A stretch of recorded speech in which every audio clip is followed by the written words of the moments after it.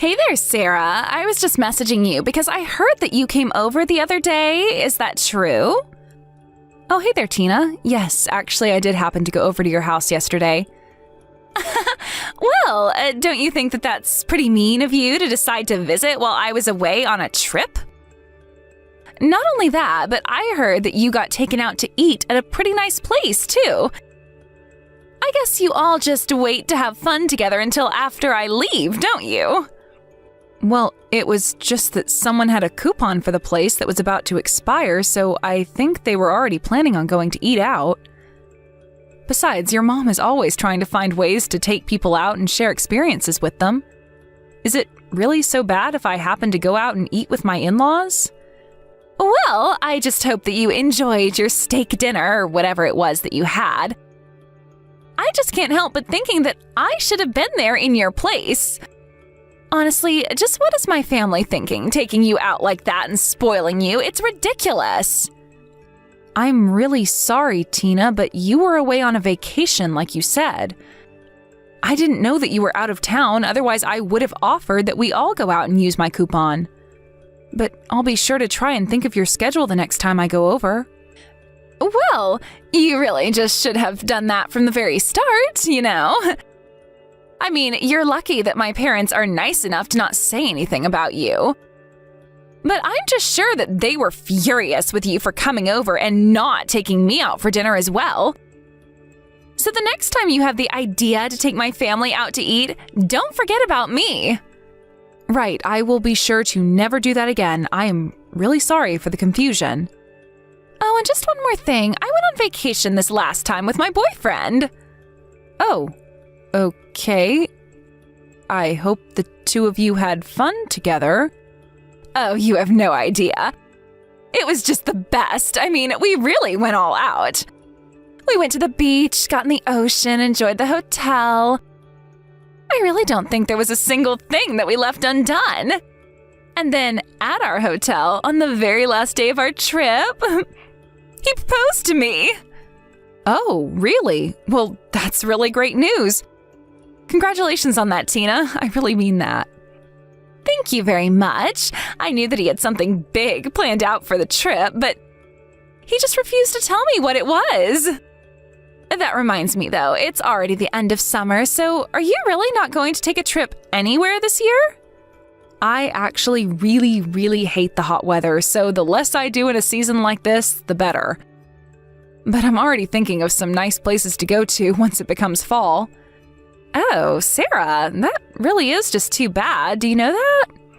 What are you talking about? It's just that I don't like the heat and prefer cooler weather. Is that really so bad? I mean, have you thought about what you're going to do when you have a child? Are you really just not going to take them anywhere because you might get a little hot? Well, I wasn't really talking about traveling with a kid, but if I were to have a child of my own, then of course I would try to take them places that they would want to go. So, then you're saying that you would even take them somewhere during the summer? Wait a second, I got it. I finally figured out what this is really about. The truth is that you don't have any money to go on trips, isn't it? No, that really isn't it. Like at all. But if you're talking about how expensive it can be to travel in the summer, then you're right about that. I usually do try and aim my trips to not be during peak season so that they don't cost me an arm and a leg. Well, if you're not traveling at off-season, then it must be because you can't afford to. After all, I know that you can't have that much money with the job my brother works. So I guess you really can't help it if you just can't afford to do anything. Though, I really just can't relate. My boyfriend, I guess I have to call him my fiancé now, is so rich and lets me do whatever I want. Well, it sounds to me like you have a very kind and generous fiancé then. That's right, he is my fiancé, and he's all mine after I marry him.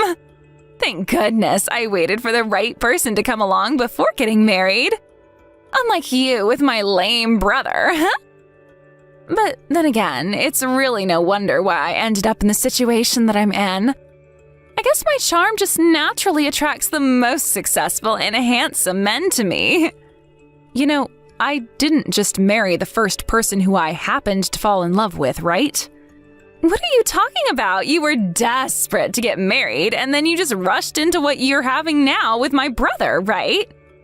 I mean, we all know that you're not exactly a spring chicken anymore. It's pretty clear that you're just getting married so that people would stop feeling bad about you. That really isn't what happened at all, and I'd appreciate you keeping your assumptions to yourself. Well, I'm sorry, but I'm just taking a look at the facts and telling you the conclusions that I'm coming to. Still, though, I can't believe that you wanted to get married when there was little money between the two of you. It was really quite irresponsible, no matter how you think about it. But what else can you expect from a rush job wedding like yours? You were probably moving so fast that you couldn't even think straight. No, I mean, we already agreed that we would really just do things for a photo shoot, but that we didn't want some huge party or anything like that. You're such a liar, and you're doing a horrible job of hiding it.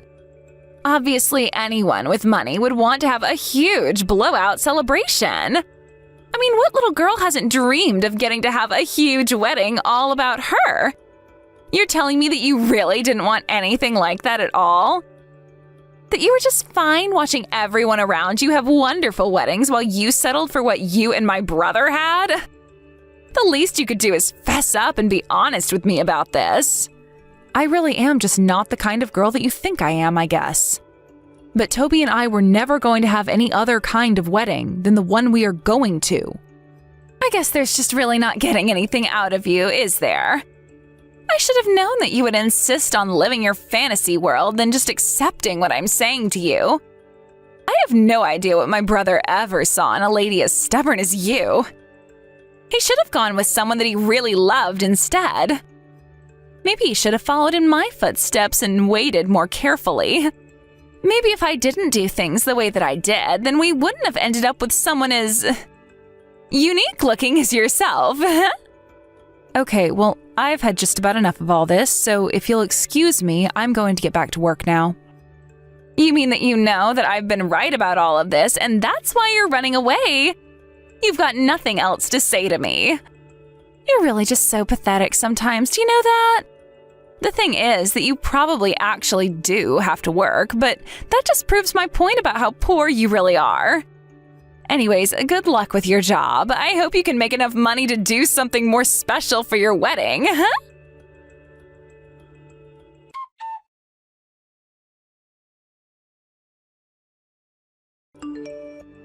Hey there, Sarah. I was just wondering if you heard the big news from Toby. You mean about you getting married? Yes, I heard. That's very, very exciting for you. Well, you have to be at least a little surprised by all of this, right? I mean, can you believe that I'm going to be having my wedding at the same place as that celebrity? This is going to be just amazing. Yeah, it really is something, isn't it? I'm very much looking forward to the big day. I know, everyone is just going to be so jealous of me. It's the best feeling ever. I've already custom ordered my dress and everything too. This is going to be the best wedding that anyone has ever seen, and it's mine. Are you really sure about that, Tina? What do you mean, am I sure about that? Just why wouldn't I be sure about all of this, huh? I mean, it sounds like you're putting a lot of money into this wedding. Are you sure that that's a good idea? If you're asking me if I'm worried about being able to afford this wedding, then you have nothing to worry about, Sarah. My amazing fiancé, Mark, told me that he was going to be paying for everything, and that he wouldn't spare a cent if it was something that I wanted. Isn't that just amazing? He wants me to have the wedding of my dreams, so he didn't even give me a budget. He just told me to say the word and whatever I wanted was mine.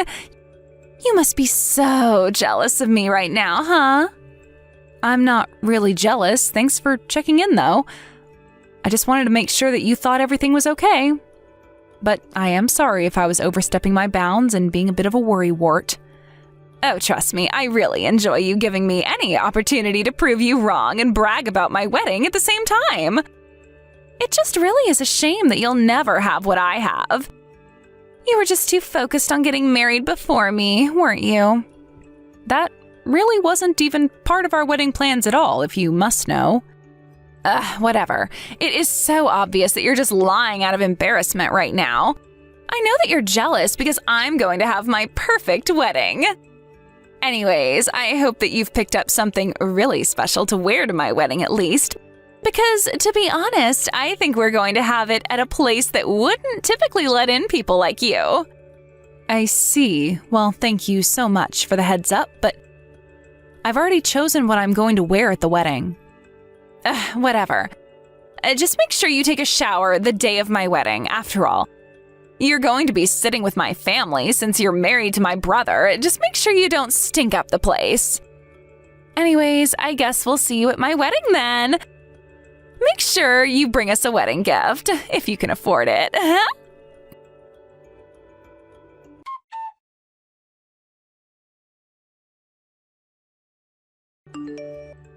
Hello, Tina. I'm sorry to bother you while you're busy getting ready right now, but I just had something that I needed to ask you really quick. What is it? Don't you know that I'm getting my hair and makeup done right now? Whatever it is that you want to talk to me about, just make it quick. Well, okay then. The thing is that I just arrived here and the usher is telling me that I don't have a seat at the wedding. I told them to check the table for close family where Toby would be sitting. But they even checked there and still said that they didn't have a record of any guest with my name. I was sure that I sent in my RSVPs, so I don't know what's happening right now. Oh, I see what's going on here. Yeah, I can clear this up for you.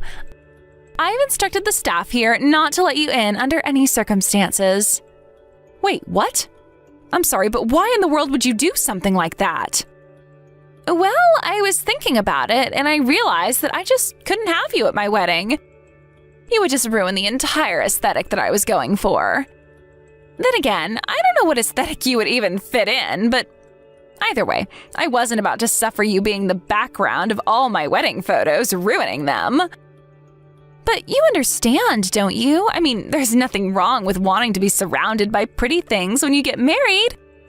And one way you can ensure that is by not letting any ugly things or people in. So you're telling me that you uninvited me to your wedding because you think that I'm ugly? Is that not clear already? I certainly hope that you didn't think that I thought you were beautiful or anything like that. I really just don't even know what to say to this. I mean, I spent a lot of money renting this dress for today. I don't care if you had the most beautiful and expensive dress in the whole world. What would be the point of putting a pig like you in it and ruining it? Did you really think that I was going to let you near my family on my big day? No way. So why don't you just turn around and go home? Are you sure about that? You really want me to leave right now? Duh. That's literally what I just said, isn't it? Anyways, I already told you that I'm busy, so just leave. If all you're going to do is whine and complain about how you came all the way down here for this, then save it because I don't want to hear it. I'm the star of today, and so if I don't want to talk to you, then there's no way that you can make me. You really don't have a clue about what you're talking about, do you? Man, you're just an idiot, Tina. Excuse me? Did you really just send that message to me on my wedding day? You're the idiot. You're just mad because I wasted your time and now you have to go home. But just beat it because I don't want to see you at all today. So tuck your tail in between your legs and just run away already. I'm sorry, but if you think this is going to end well for you, then you are going to be sorely mistaken, Tina. You broke your promise, but if you really want, then I can still go home. What in the world are you talking about? Have you gone crazy or something? I thought I already told you to go home and leave me alone. Why are you still texting me? You should know that this was always going to happen and that I was never once going to really give you a seat at my wedding. Okay then, that's fine. I'll just have to collect my $50,000 then and I'll be on my way. $50,000? What on earth are you talking about? Well, I'm talking about the money that I lent your husband to throw this wedding, of course. Hold on a second. Seriously, what are you talking about? My husband didn't borrow a cent from you. You're crazy. And if you think he borrowed $50,000 from anyone, then you really have no idea what you're talking about at all. There you go again, proving my point about just how stupid you really are, Tina. You have no idea that your husband was borrowing money from me to be able to throw your wedding. So what are you going to do now? Pay me back or make me go home? No, seriously, what in the world are you talking about right now? I guess maybe you should have a little chat with your fiancé about all of this. I'll go home and send you the invoice for your debt later, okay?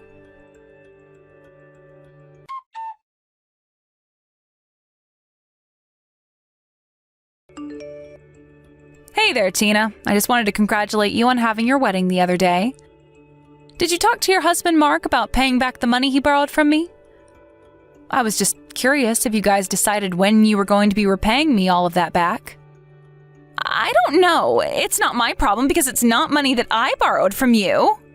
Well, you should know that I'm looking over Mark and I's contract here.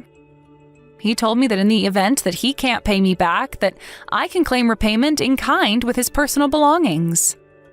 This is all your fault. I was supposed to have the perfect wedding and you completely ruined everything. Do you know that? I'm sure that I have no idea at all of what you're talking about right now, Tina. Did you know that after the wedding, Mark and I got into a huge fight? He told me that I was asking for too much for the wedding, so he had to go somewhere for the money. He told me that this was all my fault. Can you believe him? I couldn't believe that he actually said that. But now it seems like you think that all of this is really my fault instead, but I'm afraid that I've got nothing to do with this.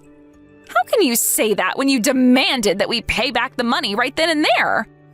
Why couldn't we just pay you monthly or something like that until we had paid everything off? I guess you really didn't talk all that much with your husband about how this was done. After all, the reason why I demanded to be paid back immediately was because of the rudeness that you were showing me. And just what is that supposed to mean, huh? I mean that when your husband borrowed the money from me, we had a very specific arrangement. I told him about how you were always rude to me and that I didn't feel comfortable lending him money for your wedding. But he told me that he would talk to you and make sure that you didn't keep up that kind of bad behavior towards me. But he never told me anything like that at all. Well, we included it in the contract that that was to be part of the deal for the loan. In fact, none of this would be happening right now if it weren't for you acting the way that you did towards me. I'm actually surprised that he didn't mention any of that to you at all. But then that means that it can't be my fault. I didn't know anything, and it's all Mark's fault for not telling me about any of this sooner. Well, you might have a point there. But a contract is a contract, and it would have never been made if you weren't asking for so much. But, I mean, why in the world would Mark think to go to you and ask for money? Doesn't he know how much we dislike each other? Well, you were insistent of having your perfect wedding no matter the cost, weren't you? You even told Mark that you'd divorce him right after the wedding if everything didn't go exactly as you pictured it, right? So he felt like he had no choice but to come to me and ask for a loan. But that still doesn't make any sense. I mean, why would he go to you for money? He had other options like our parents or friends or literally anyone else. I heard that both your parents turned Mark down. They said it was silly to spend so much money on a wedding. They were never about to give in to your crazy demands like Mark was. But you told Mark that it would be fine if he paid you back a little bit every month, didn't you? Did you know that he didn't even come home last night? Well, again, I think that you're going to have to take the blame for that one. And just how is that my fault too? Why is everything my fault? Especially when you were the one sending Mark screenshots of our conversation. I didn't think that you were the kind of person to make fun of someone behind their back. I didn't think that you were capable of something like this at all. Well, it sure is a good thing that we both learned about who we really are so early on, isn't it? Sarah, please, I'm so sorry for all this. You have to forgive me. You have to know that I never wanted things to go this way. Okay, and? What do you expect me to do in light of any of that, huh? I just mean that I'm sorry, okay? I'm sorry about borrowing money that we didn't have from you. I'm sorry for calling you ugly, and I'm sorry for all the other mean things that I've said and done. Just please don't ask for us to pay you back all at once. There's no way we could do that. Yeah, well, too bad, because that's what's happening. You mean even after I said that I was sorry for everything, you're still going through with this? I thought that we were family. Why do you need all the money back right away? What are you talking about? You don't think that we're family? You didn't invite me to your wedding because it would mean that I'd sit with your family. You only ever looked down on me the entire time that I've known you. And you think that I'll forgive you for everything because you ask for it? Please, this is all just a big mistake. I really didn't even know that you made so much money. I mean, you didn't even have a wedding, but I thought it was because you couldn't afford it. Well, it sounds to me like you were just seeing the world in the way you wanted it to be, not how it really was. But you brought this upon yourself. I'm not going to be changing my mind, and that's my final answer.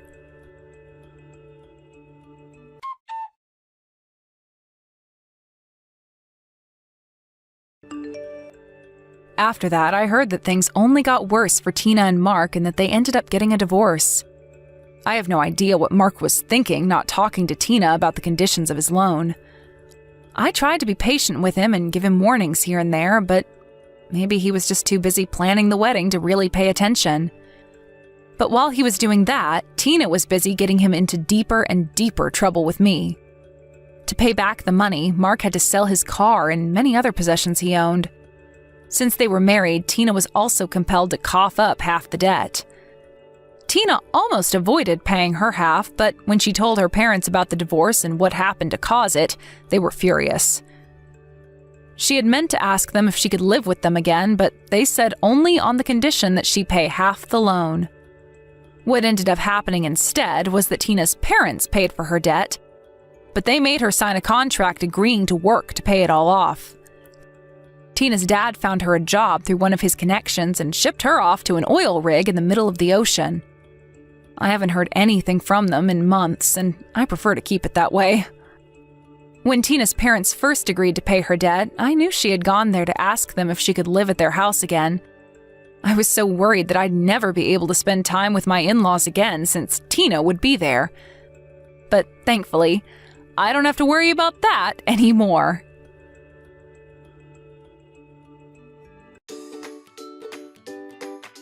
Thank you for watching. Don't forget to hit the like button and subscribe to the channel. Hey, Sarah, make sure you change the bed sheets today. It's summer and we're sweating a lot. Can't believe you've left them unchanged for a week. Sorry, I'll change them later. When exactly? You said that yesterday, too. I was going to do it during Emma's morning nap, but she woke up early. That's always your excuse lately. It's not an excuse. She's been struggling with her sleep schedule. My mother managed fine with me when I was a baby. Every baby is different. Emma needs more attention right now. I've been trying to catch up on laundry while Emma naps. The laundry's piling up too. What have you been doing all day? Feeding Emma, changing her, trying to get her to sleep, cleaning bottles, doing dishes. Seems like you're just making a list of basic tasks. Basic tasks that take all day with a crying baby. You've been really letting things slide lately. I get that having a baby is hard, but you need to find a way to manage everything better. I know, but I'm so sleep deprived lately. You know how bad Emma's been with the night crying. I'm barely getting any sleep. Everyone with a baby deals with this. You need better time management. Easy for you to say when you get uninterrupted sleep every night. I need my sleep for work. And I need to sleep to take care of our daughter safely. You're being dramatic again. I'm trying my best, but it's not as simple as it looks. Maybe that's because you're not taking her for walks during the day. Tired babies sleep better, don't they? I tried taking her out yesterday, but she started crying in the stroller. It's not that simple. You gave up after one try? No, I've tried multiple times. She gets overwhelmed easily. There's timing and her mood to consider. I've tried different strategies for the night crying, but sometimes she just cries anyway. My coworker's wife manages just fine with twins. Good for her, but this isn't a competition. Seems like you're just making excuses. Every baby is different. Emma needs constant attention right now. You're babying her too much. I'm responding to her needs. That's what mothers do. Look, you're a stay-at-home mom. You should be able to handle the housework at least. I'm doing my best to balance everything. Your best isn't good enough lately. That's really hurtful, Mark. You're being too soft on yourself. I've noticed you've been buying takeout and getting deliveries more often. At least cook proper meals. Well, why don't you watch Emma then? That's not my job. I work all day. Being a mother is work too. I haven't had a full night's sleep in months. Here we go with the complaints again. They're not complaints, they're facts. I want dinner ready when I get home. I'm starving after work. I tried making dinner earlier, but Emma was fussy. You're home all day. Having meals ready is part of being a housewife. I'm a mother first, Mark. Emma's needs come before anything else. You're using Emma as an excuse for everything. You need to consider that we have a baby now. I only gave birth 3 months ago. I'm still new to being a mother. I can't be perfect right away. Only 3 months? It's already 3 months. I was understanding in the first month, but shouldn't you be used to it by now? It's been over 100 days. Being a mother isn't something you just get used to in 3 months. Can't you at least stay home on weekends? I could meal prep and focus on housework if you helped. So I don't even get freedom on weekends after working all week? It's not about freedom. It's about being a father. That's not... I appreciate you working, but I'm caring for Emma 24/7. That's what mothers do. And fathers should too. I'm already providing for both of you. Now you want me to work more? Spending time with your daughter isn't work. It's being a father. I want you to help with raising Emma. I am helping. How? By coming home and complaining about dinner? Playing with her occasionally when you feel like it isn't enough. Are you picking a fight? I'm trying to have a conversation about sharing responsibilities. We already share responsibilities. I work, you take care of the house. Parenting should be more than that. Am I wrong? Do you know how long my showers are since Emma was born? Here we go. Less than 3 minutes. You just sit on your phone while she's sleeping. And I'm always the one getting up for night feeds. You want me to handle night duties when I have work the next day? Even 1 night a week would help. You can nap during the day, but you want me sleep deprived? When do you think I nap? When I'm cooking, cleaning, doing laundry? You must find time somehow. It's not like I can sleep whenever I want. Well, you can at least relax on the couch with Emma. Holding a crying baby isn't relaxing. It's crazy that you want to push childcare onto me when I'm exhausted from work. And I'm not exhausted? I show Emma plenty of love in my own way. Holding her for 5 minutes while I wash dishes isn't showing love. You're being ungrateful. Parenting should be a partnership. If you were away on business trips, that would be different, but you're here at home. I told you I'm tired. I'm tired too. You're just being spoiled. There are single parents out there raising kids on their own. So because others have it harder, I can't ask for help? Don't complain about managing housework and childcare when you don't even have a job. How can you say that? Taking care of a baby is a full-time job. Whatever. Talking to you is wasting my break time. Just change the sheets and make proper meals. No shortcuts.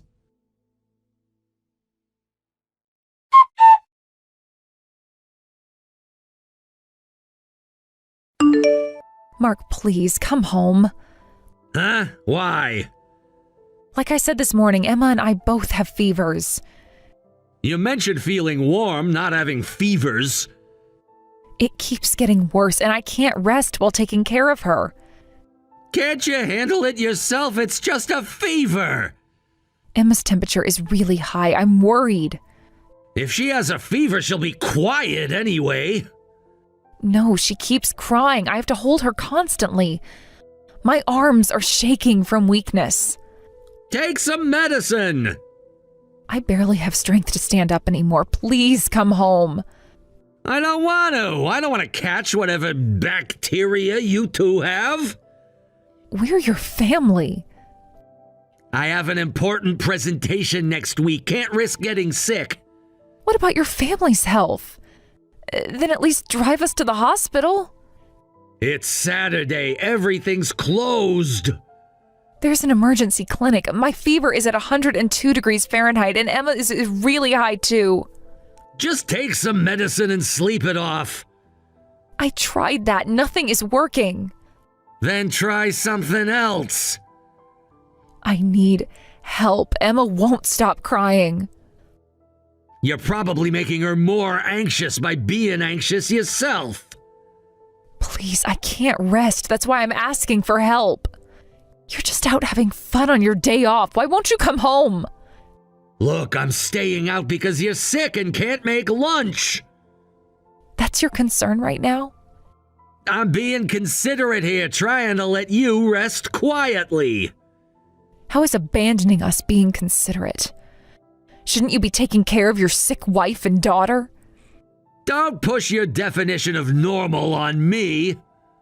This isn't about normal. It's about caring for family. Emma's suffering too. Me being there won't change anything. Stop being clingy. Clingy? I'm asking for help because we're sick. Mark, I can barely hold Emma anymore. My arms are shaking. You're exaggerating. Fine, I won't rely on you anymore. You can't survive without relying on me. Watch me. I'd rather be alone than be with someone who doesn't care. I can't consider someone family when they won't even care for their wife and daughter when they're sick. Whatever. I'm not coming home tonight. Seriously? Don't want to catch your cold. I'll stay at a hotel. So you can afford a hotel but not help your family? Then I won't do housework anymore. Don't rely on me.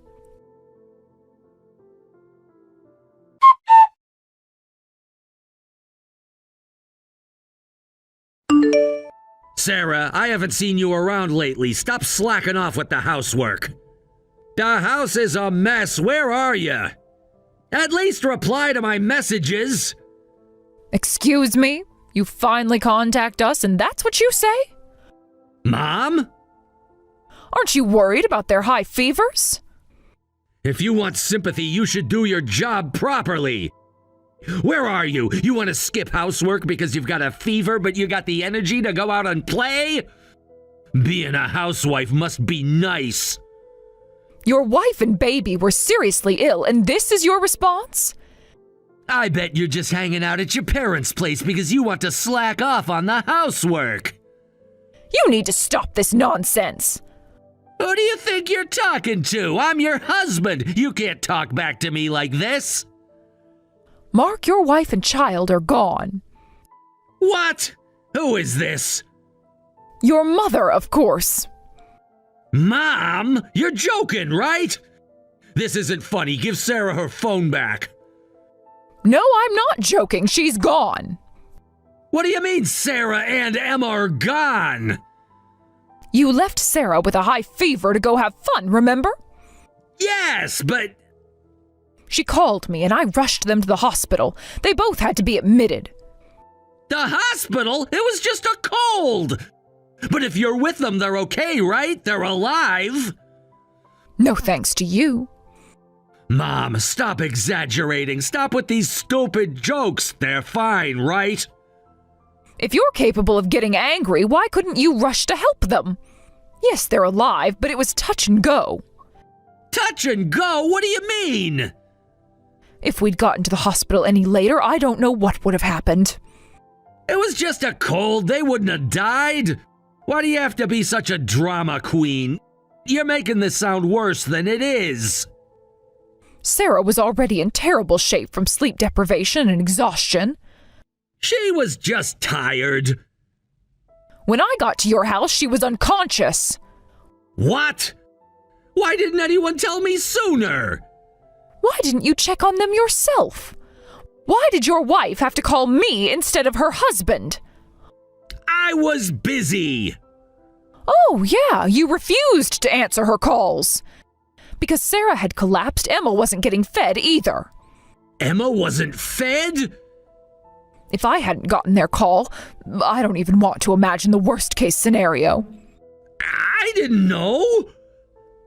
And you don't understand any of this, abandoning them both. I can't believe you could do something so inhuman. Are they at the hospital or at home?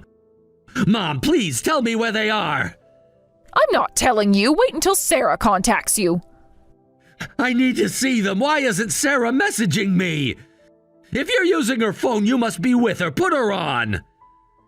Sarah's still sick and doesn't have the energy to deal with you. If you realize you've done something terrible, then wait. And whatever she says to you, accept it. Reflect on everything you've done to her. At least tell me which hospital. No, you lost that right when you abandoned them.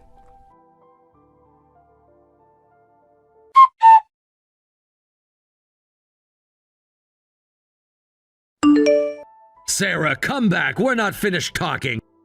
You can't just leave these papers and go. I understand how you feel. No, you don't. You suddenly come home, leave divorce papers, and move out? That's pretty selfish.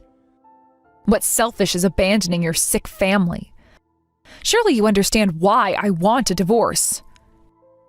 Because I didn't take care of you and Emma when you were sick. One mistake doesn't justify divorce. That was just the final straw.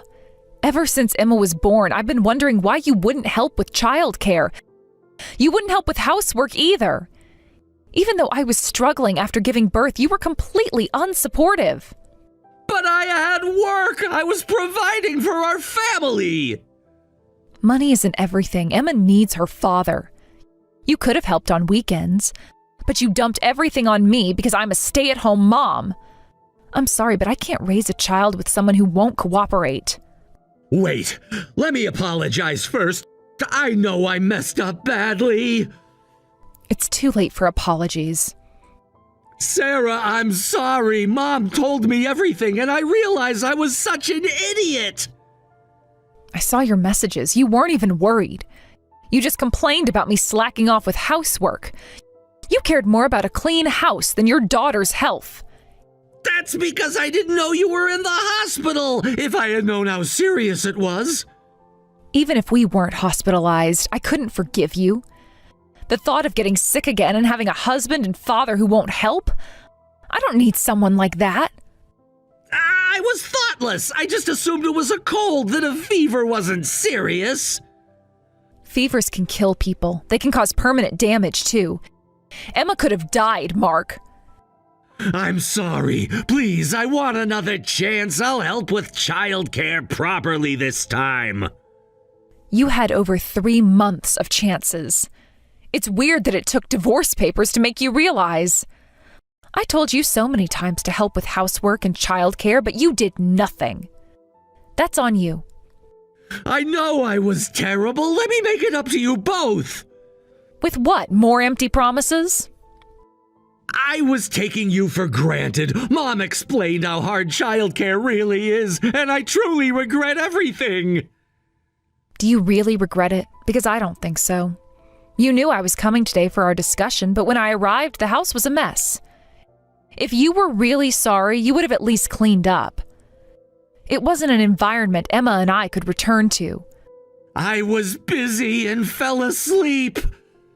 Already making excuses again. Work has been hectic. Still making excuses. You had weekends, too. Nothing's changed. Even after I left, you probably thought I'd come back anyway. That's why the house is still a mess. You were planning to make me clean it when I returned, weren't you? No, I thought we could do it together. See, that's exactly what I can't handle. If you were truly sorry, you would have cleaned up yourself. Your apology is just words. I know that if I came back, I'd end up doing all the childcare and housework again. That's not true. I'll really do it this time. Please, Sarah, come back. You and Emma really are important to me. If we were that important, you wouldn't have abandoned us when we had high fevers. I thought it was just a cold. Stop using that excuse. I can't be with someone who abandons their family when they're sick and need help. It's not about whether it was just a cold. You ignored us when we were asking for help. And Emma was just a baby. I'm sorry. I'm really sorry, but is a divorce too harsh? Think about Emma. She was just born. I want to live with her and be a father to her. You should have thought about being a father 3 months ago. We don't need a father who doesn't care about his child. Stop making me repeat myself. But being a single mother will be so hard. You said you didn't want to go back to work right away. You wanted to be with Emma while she's little. If you don't divorce me, you can stay a stay-at-home mom. Are you trying to use money to manipulate me now? You'll pay child support, and both our parents and your mom will help until Emma turns 3. I'll be fine. Still, raising a child alone will be tough. Weren't you the one who said there are people raising children alone? Well, I'm prepared for that now. I'm so sorry. Really, I'll change my ways, I promise. You don't need to do anything for me anymore. But if you want to take responsibility as Emma's father, I won't cut off contact completely. So you're really going through with the divorce? I really regret everything. I want to change. I don't have any trust or love left for you. I can't live without you and Emma. You two are my motivation to work hard. Please don't abandon me. You abandoned us first. And you're the one who told me not to rely on you. Don't expect me to forgive you now. You are so self-centered.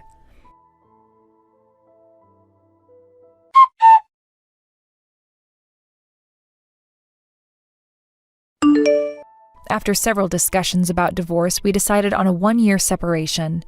Despite how terribly he treated us, he is still Emma's father. While my relationship with him is over, I reconsidered and decided to give him a chance to be a responsible father. We'll still divorce after 1 year, but I'm giving him this opportunity to prove himself as Emma's dad.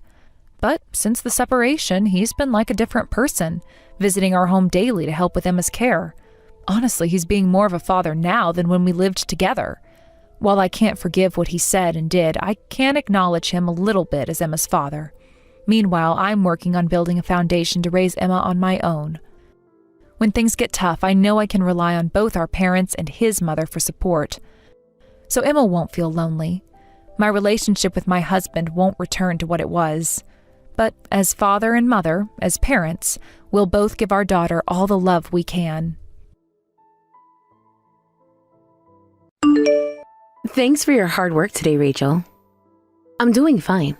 But was there something wrong with my work? Sarah, got a minute? Let's chat. No, nothing like that. Did I make a mistake with the Henderson account? I noticed you were reviewing it earlier.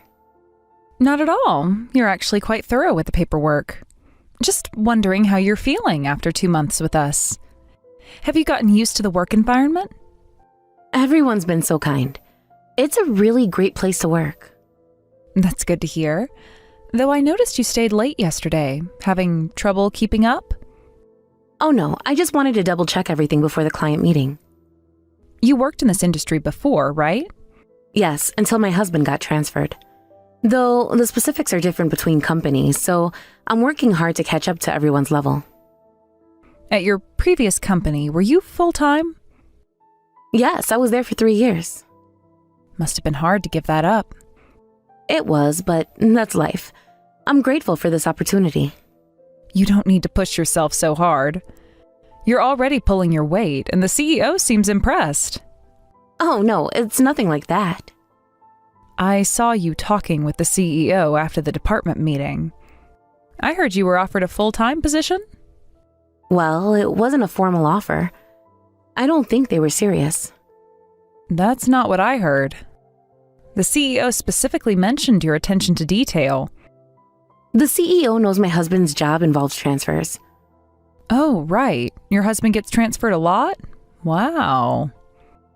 So I probably won't be able to stay long. Maybe 2 years or so. Must be difficult, always starting over. It has its challenges, but we make it work. Such a waste of talent. The company could really use someone with your experience long term. I really don't have any special talent. I'm just learning every day. No need to be so modest. The team already relies on your work. Especially with the new project coming up. New project? Oh, maybe I shouldn't have mentioned that yet. The CEO was considering you for the lead role. That's very kind, but I'm still too new. You're around my age and already learning the team. That's amazing. Well, I've just focused entirely on my career. Unlike some people, I don't have other obligations. You know how it is. Lots of women give up on advancement when they get married or have kids. As a single woman, work is all I have. I'm sure having a focused career path has its advantages. It does. No distractions. Though sometimes I wonder if I've missed out on other things. Oh, but don't you have a boyfriend? Well, yeah, but we're both independent. We don't meet when work is busy, and he's got his own restaurant to run. Your boyfriend owns a restaurant? That must be exciting. Yeah, he runs that Italian place in the next town over. It's pretty well known. Very exclusive. Oh, the one with the black sign. I've heard great things about it. Yes, that's it. You know it? Not many people in your neighborhood would.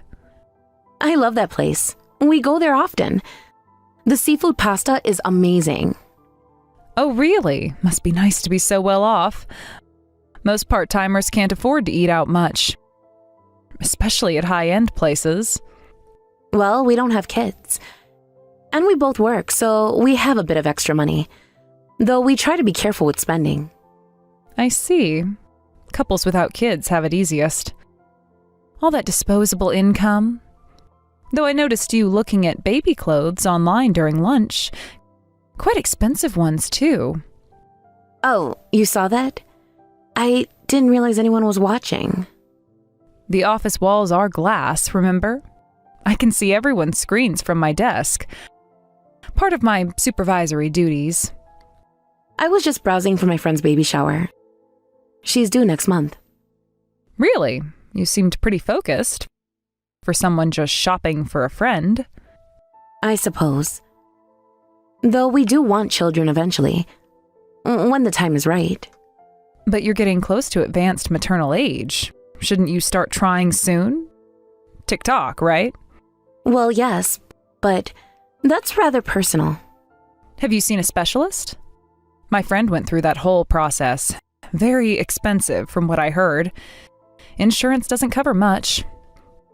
I'd rather not discuss. Are you having fertility treatments? Is that why you need the extra money? That's quite personal. I don't feel comfortable. Oh, my God, I'm so sorry. That was totally insensitive of me. I just get carried away sometimes.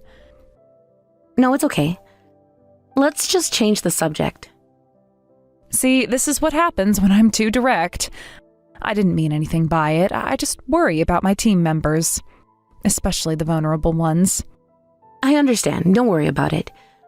Though I wouldn't say I'm vulnerable. You know, stress can affect fertility. All those late nights at work. Rachel, please stop. Sorry, there I go again. Let's talk about something else. Like your husband's job. What exactly does he do? Must be pretty important to get all those transfers. He's in corporate consulting, working with different branches. Must be good money. Is that why you only work part-time? So you can be available for him? No, I enjoy working. I've always wanted my own career. Even though you'll have to quit when you have kids? If you can have them, I mean. Who said anything about quitting? Many women balance both. Oh, most women do. Especially with a husband who travels. Can't leave the babies alone, right? I haven't made any decisions about that. Every family is different. That's good. You're still pretty new to the area, right? If you ever need help with anything, just let me know. Work stuff or personal, doesn't matter. I know how lonely it can get. Thank you. I'll definitely ask if I need anything. That's very kind. It's not like I have anything but work anyway.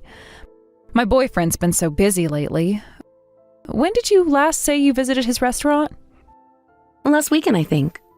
During the dinner rush. Oh, he didn't mention seeing you. Strange, since he usually notices all the pretty customers. It was quite busy. I wouldn't expect him to remember everyone.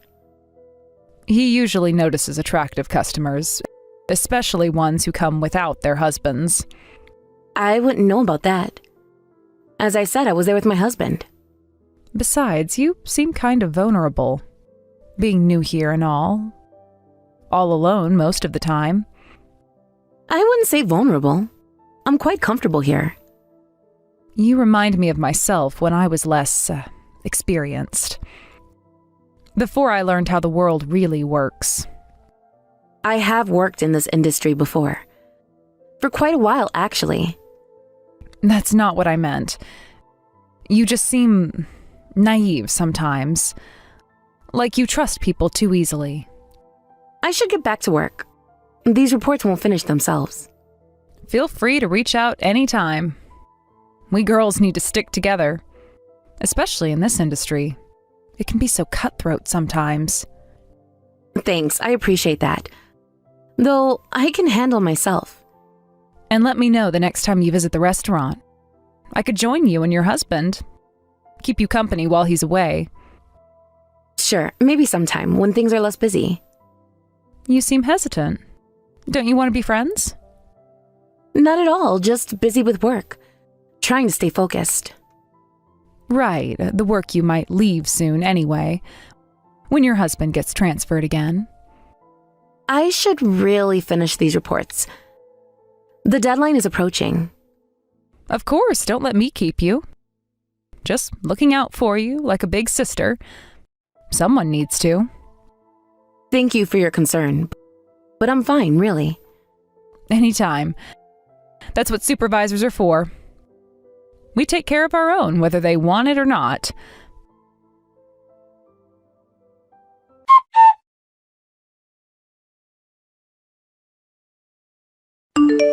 I'm sorry to message outside of work hours, Sarah. I know it's late, but I couldn't sleep. I was hesitating to ask, but something's been bothering me. As your supervisor, I feel responsible. Is everything okay, Rachel? Did something happen at work? Has something happened recently? You seem different. What do you mean? Have I done something wrong? You just seem down lately, like there's this negative energy around you at work. The team's noticed too. Everyone's worried about you. Have I been affecting the team's work? I've been trying to keep things professional. No, we're just concerned. You used to smile more, and now you seem anxious. Always looking over your shoulder. Does it show that much? I thought I was hiding it better. Well, yeah, that's why I'm asking. Something's wrong, isn't it? You can trust me, Sarah. We're friends, right? Actually, I've been dealing with some harassment. Someone's been vandalizing my mailbox and stuffing it with garbage. I didn't want to tell anyone at work. Oh no, that's terrible. Has anything else happened? You can tell me everything. There were some scratches on our front door last week. And some disturbing notes. Well, that sounds scary. You seem sensitive. This must be really hard on you. Especially after being alone so much. I've been trying not to let it bother me, but I guess it shows on my face. I'm sorry about that. I should be stronger. You don't need to apologize. The person doing this is the one who's wrong. Though, sometimes these things happen for a reason. When did this start happening? About 3 weeks ago. Right after the department meeting. That's around when you started staying late at work. Interesting timing. Yes, I guess I've been avoiding going home early. It's worse at night. Do you have any idea who it might be? Someone from work, maybe? We've only lived here for 3 months, and I haven't really formed many relationships yet. Since it's happening at our house, maybe it's someone in the neighborhood? But everyone seemed so nice when we moved in. Yeah. Oh, come to think of it, your area doesn't have the best reputation. I should have warned you earlier. Really? The realtor said it was a good neighborhood. Well, it's fine closer to the station, but there's that housing project nearby. You know how these things are. We chose it because it was convenient for commuting, and the rent was reasonable. Not to sound judgmental, but it's not exactly an affluent area. I've heard there are quite a few troubled kids there, lots of single-parent households, too. They're probably just acting out their frustrations. Targeting successful people like you. You think kids are behind this? But some of the notes seemed so personal. Has anything been stolen? Any break-in attempts? No, just vandalism. And the notes. Then it's probably just pranks. I mean, you haven't had any conflicts with your neighbors, right? Besides the obvious class difference. That's true. Though someone did leave a note last night. It was worse than the others. A note? What did it say? You can tell me anything. Just some nasty things. I'd rather not repeat them. I've been thinking about going to the police if it continues, just to be safe. The police? Oh, don't you think that's a bit extreme for some childish pranks? It's getting worse, though, and the notes are getting more threatening. But involving the police could escalate things. Those kids probably have records already. Do you want to ruin their lives over this? My husband thinks we should install cameras, just to have evidence if needed. That seems excessive. If it's just pranks, it'll probably stop soon. Besides, cameras are expensive. And with your fertility treatments... You're right. I'd rather not make a big deal out of it, so I'll wait a bit longer. Maybe it will stop on its own. Yes, that's the smart thing to do. Has your husband been home during any of this, or is he still traveling? No, he's been traveling a lot lately. Back-to-back assignments. Must be lonely, being in a new place, dealing with this alone. No wonder you seem so fragile lately. It's not ideal, but I can handle it. Oh, by the way, I heard you visited my boyfriend's restaurant again. He said you came by and introduced yourself. Said you seemed stressed. Yes, I'm a big fan of the place. The food helps take my mind off of things. He said you're quite beautiful, even when you look worried. Said you were there alone this time? No, I was with my husband. We always go together. That's not what he told me. He said you were sitting alone at the bar. Then there must be some mistake. I never sit at the bar.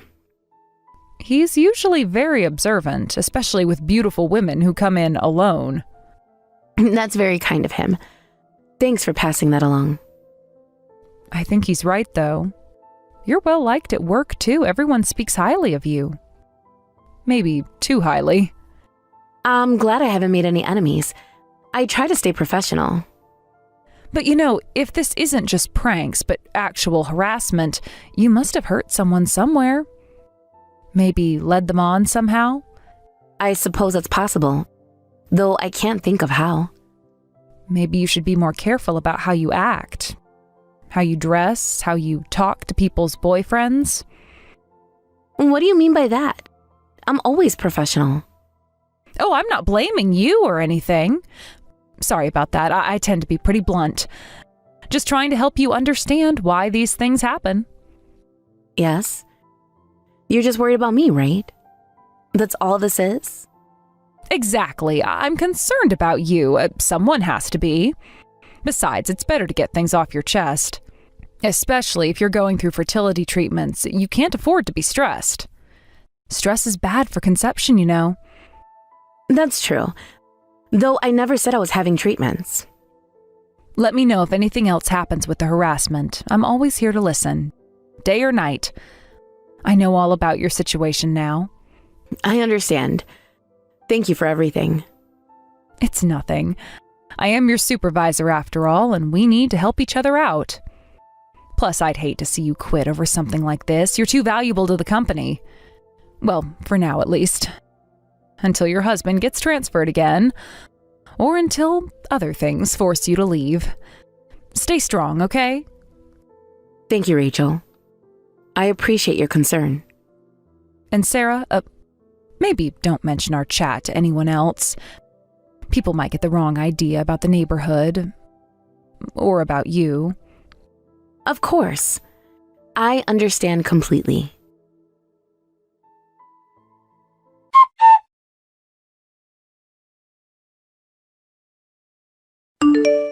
Is this Miss Coleman's contact information?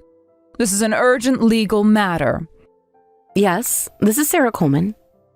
I'm sorry, who is this? Your number isn't in my contacts. This is attorney Jennifer White, with White and Associates Law Firm. An attorney? At this hour? From White and Associates Law Firm, a reputable practice handling sensitive matters. I've never heard of your firm. Where are you located? I got your contact information from someone. Someone who knows your situation well. Someone? Who? This seems very irregular. I can't disclose that due to privacy concerns. But rest assured, this is a serious matter. What kind of legal matter is this regarding? And why contact me so late? I'm contacting you about your husband. It's a rather delicate situation. My husband? Why are you contacting me instead of him? And honestly, it seems inappropriate to contact me out of nowhere like this, especially by text message. Your husband has been ignoring our communications. We've tried reaching him multiple times. I find that hard to believe. We share everything. He would have mentioned being contacted by a lawyer. I'm contacting you because your husband won't agree to a settlement. He's been quite uncooperative. Settlement? What settlement? This makes no sense. I've been hired by a certain woman. Someone from your husband's past. What woman? What are you talking about? A former colleague of your husband. From his time in Vancouver. She claims she was assaulted by your husband, Mike. She's pregnant now, and we're seeking damages. Damages? This has to be some kind of prank. Or a scam. Are you going to refuse to discuss this, too? Like your husband did? My client is very distressed. She suffered emotional trauma. I don't understand what's happening. None of this makes any sense. Mike has hurt a woman. My client is severely traumatized. She's having nightmares. When did this allegedly happen? I want specific details. 3 months ago, at a corporate retreat. All the evidence has been documented. How can you call this a prank when someone's life has been ruined? A baby's future is at stake. What company retreat? What company does Mike work for? The one in Vancouver, at the Harbor Hotel. There's something very wrong here. I think there's been a mistake. I'm Mike. So this story can't possibly be true. That's impossible. We've done our research. We have proof. Have you? What company does Mike work for, since you've done such thorough research? That's confidential information. I'm not at liberty to discuss those details. Of course it is. How convenient. If you want to avoid a lawsuit, pay $30,000 in damages. This is a one-time offer. And there it is. Finally showing your true colors. This is a very generous offer, given the circumstances. What kind of lawyer sends threats by text? At night, from an unlisted number? Many cases are settled out of court. It's common practice. What's your bar number? Every legitimate attorney has one. That's not relevant right now. We can discuss credentials later. It's absolutely relevant. What law firm did you say you were with again? I'd like to look it up. White and Associates, a prestigious firm. And where are your offices located? Should be an easy answer. That's not important. We can meet at a neutral location. It is to the Bar Association, which I'll be contacting tomorrow. Listen, if you don't pay, things might get worse. What are you talking about? Are you threatening me now? Stop this nonsense. My name is Sarah Mike Coleman, and my husband's name is James. There is no Mike. I apologize. As the representing attorney, I was told Mike was the assailant. There must have been a mix-up. What kind of attorney gets their client's name wrong? Who put you up to this? This harassment needs to stop. I don't know what you mean. This is a legitimate legal matter. Wait, are you the one who's been harassing my house? The timing fits perfectly. Hold on. The timing fits. First the vandalism, now this. This number, it's a burner phone, isn't it? Just like the anonymous notes. I don't have to answer those questions. This conversation is over. No, but the police might be interested. Especially since I've been documenting everything. Every note, every incident. What's going on? Your silence speaks volumes. Rachel, is that you? This is just a misunderstanding, a simple case of mistaken identity. Is it Rachel? The writing style is the same as your text. Hello? Don't ignore me. Answer me. You're making a mistake. This has nothing to do with work. The only mistake was trusting you, thinking you actually cared. I'm ending this conversation. Do not contact this number again. Of course you are. But this isn't over, not by a long shot. I have everything documented.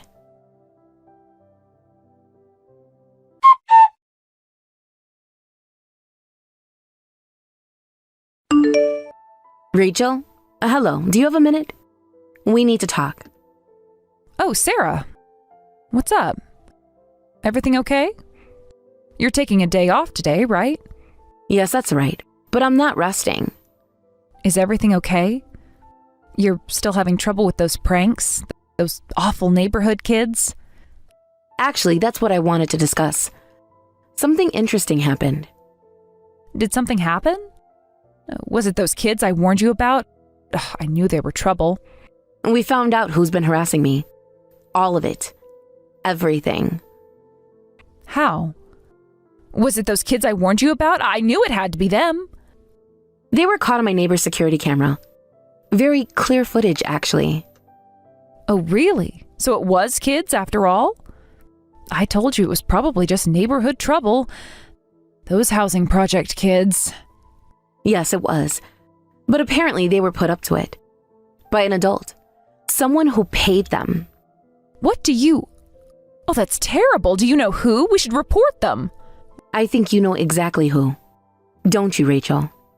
What are you implying? I've only tried to help you. A week ago, someone pretending to be a lawyer tried to extort money from me with a ridiculous story. The harassment had gotten so bad that I immediately called the police. They've been investigating. Oh, the police? Why didn't you tell me? I said I'd help you. You're more vindictive than I thought. After everything I've done for you? Vindictive? And that's an interesting choice of words. Why would you use that word, Rachel? I just meant... you're taking this too personally. Why would I trust you when I didn't know who was behind it? And I'm glad I didn't, because it was you, Rachel.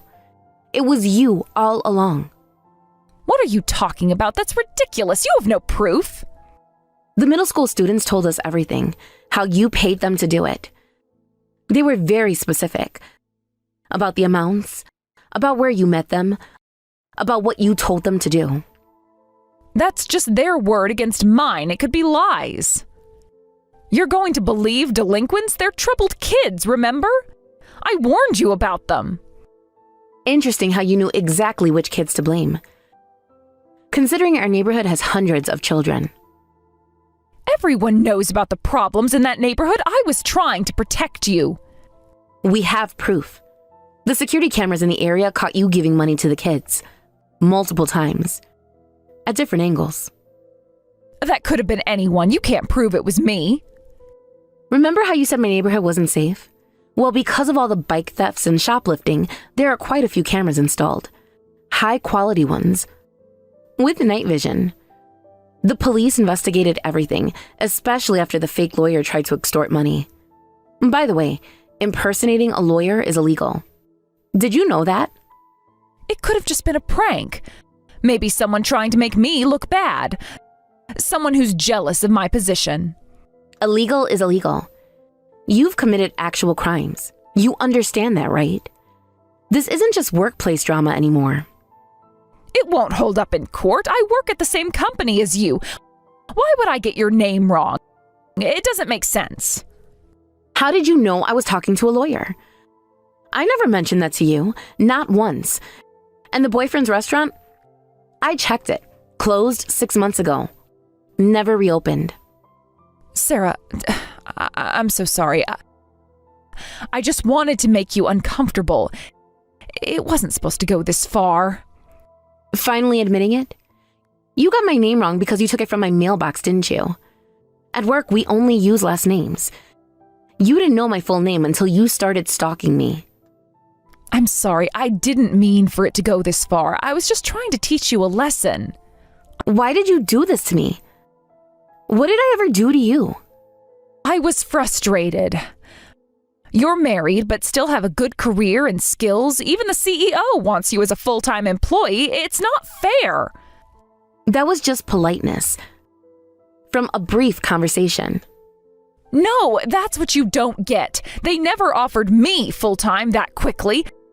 I had to work years for it. You fit in right away, and you're my age. I was afraid you'd threaten my position.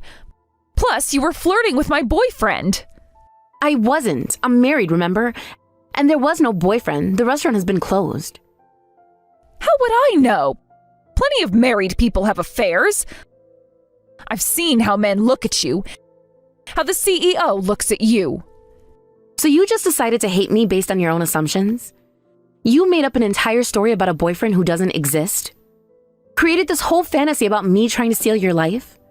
It's your fault for always being so cheerful, always so perfect, always so professional. You're already happily married, but you're trying to take my job too? You're just going to leave in a few years anyway, so who do you think you are? You don't deserve any of this. I was just doing the work I was given. You're the one who created this entire situation in your head. I never threatened you. Whatever, let's just forget about this. If we do, I won't bother you anymore. We can start fresh, like it never happened. You think it's that simple? After months of harassment? After threatening my safety? I'm not the let-it-go type you think I am. I just moved here and was being harassed. Do you know how much stress that caused me? How many nights I couldn't sleep? I'm your supervisor. You should think about your position. I could make you quit if I wanted to. I could make your life hell. Actually, you should think about your position. The CEO is reading this conversation with me right now, and all of this is in writing. You're creating your own evidence. And by the way, deleting it now won't help. We have screenshots. No, wait, Sarah, please wait. This isn't what it looks like. I'm really sorry. Please forgive me. I'll do anything. We can work this out. It's too late for apologies, but let me say one last thing. You're not straightforward at all. You're toxic. You're just being cruel and calling it being direct. And by the way, I'm not weak. You're the one who needs to toughen up. You're the one who made up stories about boyfriends and imagined threats. You're the one who hired children to do your dirty work. Sarah, please, don't do this to me. I'll lose everything. Goodbye, Rachel. The CEO will be in touch. Don't do this, please. I can explain. There's nothing left to explain. I don't ever slow up, no I don't take shit. I got no love for the fakeness. If you wanna play tough and wanna hate this, I'll always show up. I don't ever slow up, no I don't take shit. I got no love for the fakeness. If you wanna play tough and wanna hate this, I'll always show up and make a statement. I don't ever slow up, no I don't take shit. I got no love for the fakeness. fakeness. If you wanna play tough and wanna hate this, I'll always show up and make a statement. Everything I do so instinctive and so passionate. Every word I move so descriptive like an adjective. I got a vendetta against people who patented being negative when you should be getting after it.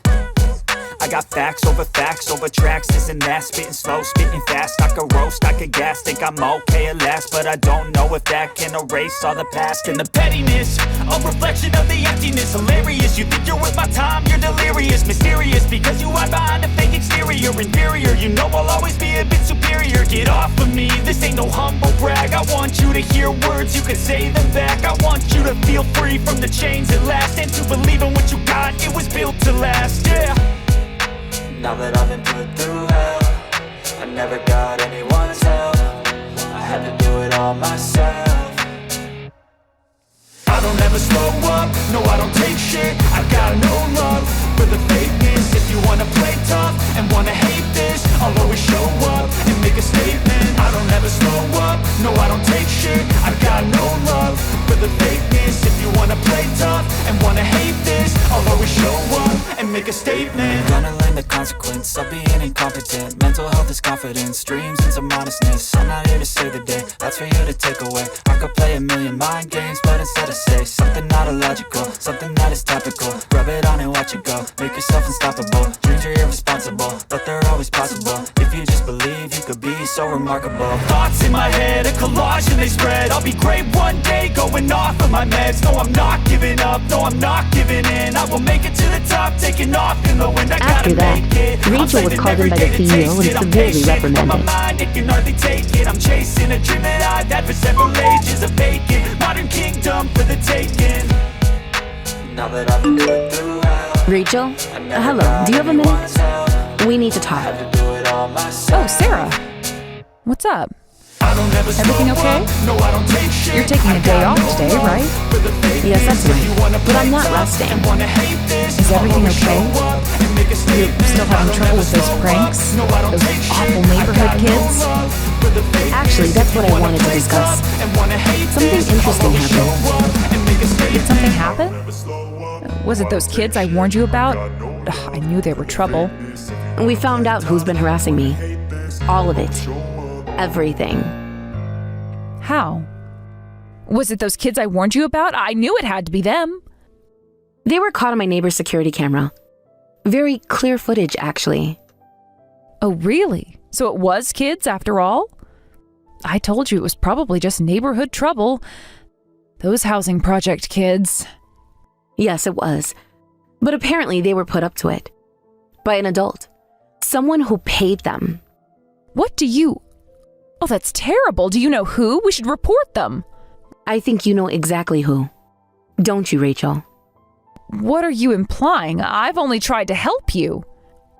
A week ago, someone pretending to be a lawyer tried to extort money from me with a ridiculous story. The harassment had gotten so bad that I immediately called the police. They've been investigating. Oh, the police? Why didn't you tell me? I said I'd help you. You're more vindictive than I thought. After everything I've done for you? Vindictive? That's an interesting choice of words. Why would you use that word, Rachel? I just meant... you're taking this too personally. Why would I trust you when I didn't know who was behind it? And I'm glad I didn't, because it was you, Rachel. It was you all along. What are you talking about? That's ridiculous. You have no proof. The middle school students told us everything, how you paid them to do it. They were very specific. About the amounts, about where you met them, about what you told them to do. That's just their word against mine. It could be lies. You're going to believe delinquents? They're troubled kids, remember? I warned you about them. Interesting how you knew exactly which kids to blame. Considering our neighborhood has hundreds of children. Everyone knows about the problems in that neighborhood. I was trying to protect you. We have proof. The security cameras in the area caught you giving money to the kids. Multiple times. At different angles. That could have been anyone. You can't prove it was me. Remember how you said my neighborhood wasn't safe? Well, because of all the bike thefts and shoplifting, there are quite a few cameras installed. High quality ones. with night vision. The police investigated everything, especially after the fake lawyer tried to extort money. By the way, impersonating a lawyer is illegal. Did you know that? It could have just been a prank. Maybe someone trying to make me look bad. Someone who's jealous of my position. Illegal is illegal. You've committed actual crimes. You understand that, right? This isn't just workplace drama anymore. It won't hold up in court. I work at the same company as you. Why would I get your name wrong? It doesn't make sense. How did you know I was talking to a lawyer? I never mentioned that to you, not once. And the boyfriend's restaurant? I checked it. Closed 6 months ago. Never reopened. Sarah, I'm so sorry. I just wanted to make you uncomfortable. It wasn't supposed to go this far. Finally admitting it?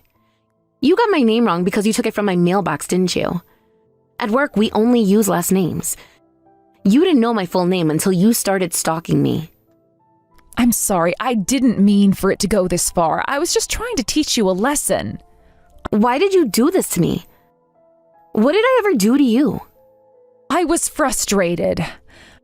You're married, but still have a good career and skills. Even the CEO wants you as a full-time employee. It's not fair.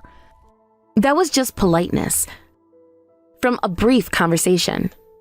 No, that's what you don't get. They never offered me full-time that quickly. I had to work years for it. You fit in right away and you're my age. I was afraid you'd threaten my position. Plus, you were flirting with my boyfriend. I wasn't. I'm married, remember? And there was no boyfriend. The restaurant has been closed. How would I know? Plenty of married people have affairs. I've seen how men look at you. How the CEO looks at you. So you just decided to hate me based on your own assumptions? You made up an entire story about a boyfriend who doesn't exist? Created this whole fantasy about me trying to steal your life?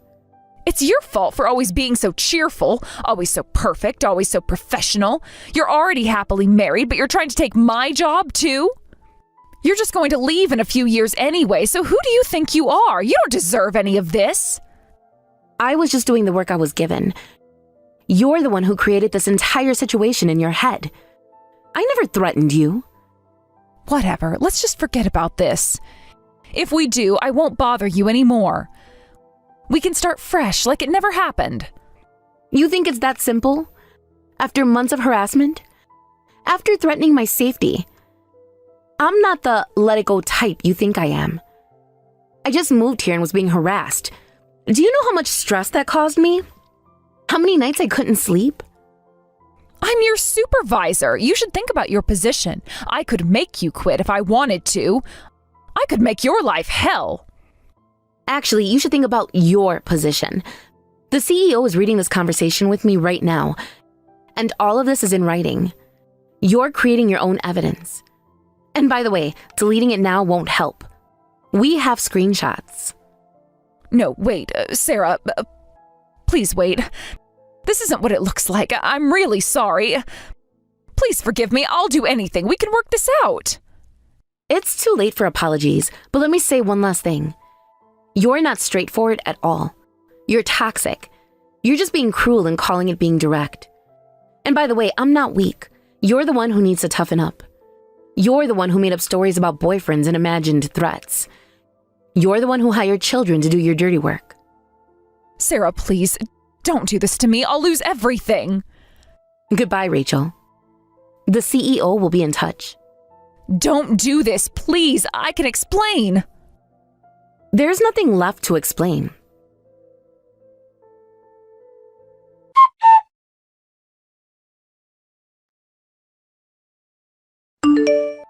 Then, other employees came forward revealing that Rachel had previously harassed people until they quit. While the CEO was investigating these claims, Rachel resigned and moved back to her hometown. I agreed to settle the matter of Rachel's harassment privately. Some might think I'm being too lenient, but even if she'd been arrested, it would have been her first offense, and she wouldn't have served time. I figured it was better to resolve it with a financial settlement and a promise to stay away from me. Rachel also explained that she had recently been dumped by her boyfriend and took out her stress and anxiety on me. She apologized for that. Honestly, her actions were so pathetic that I didn't even have the energy to stay angry. While I'll never forget what she did to me, I hope she gets the help she needs and finds some peace. This whole experience was shocking because I really didn't do anything to deserve this treatment. But I'm not going to let it drag me down. I'm choosing to stay positive and live my life with optimism.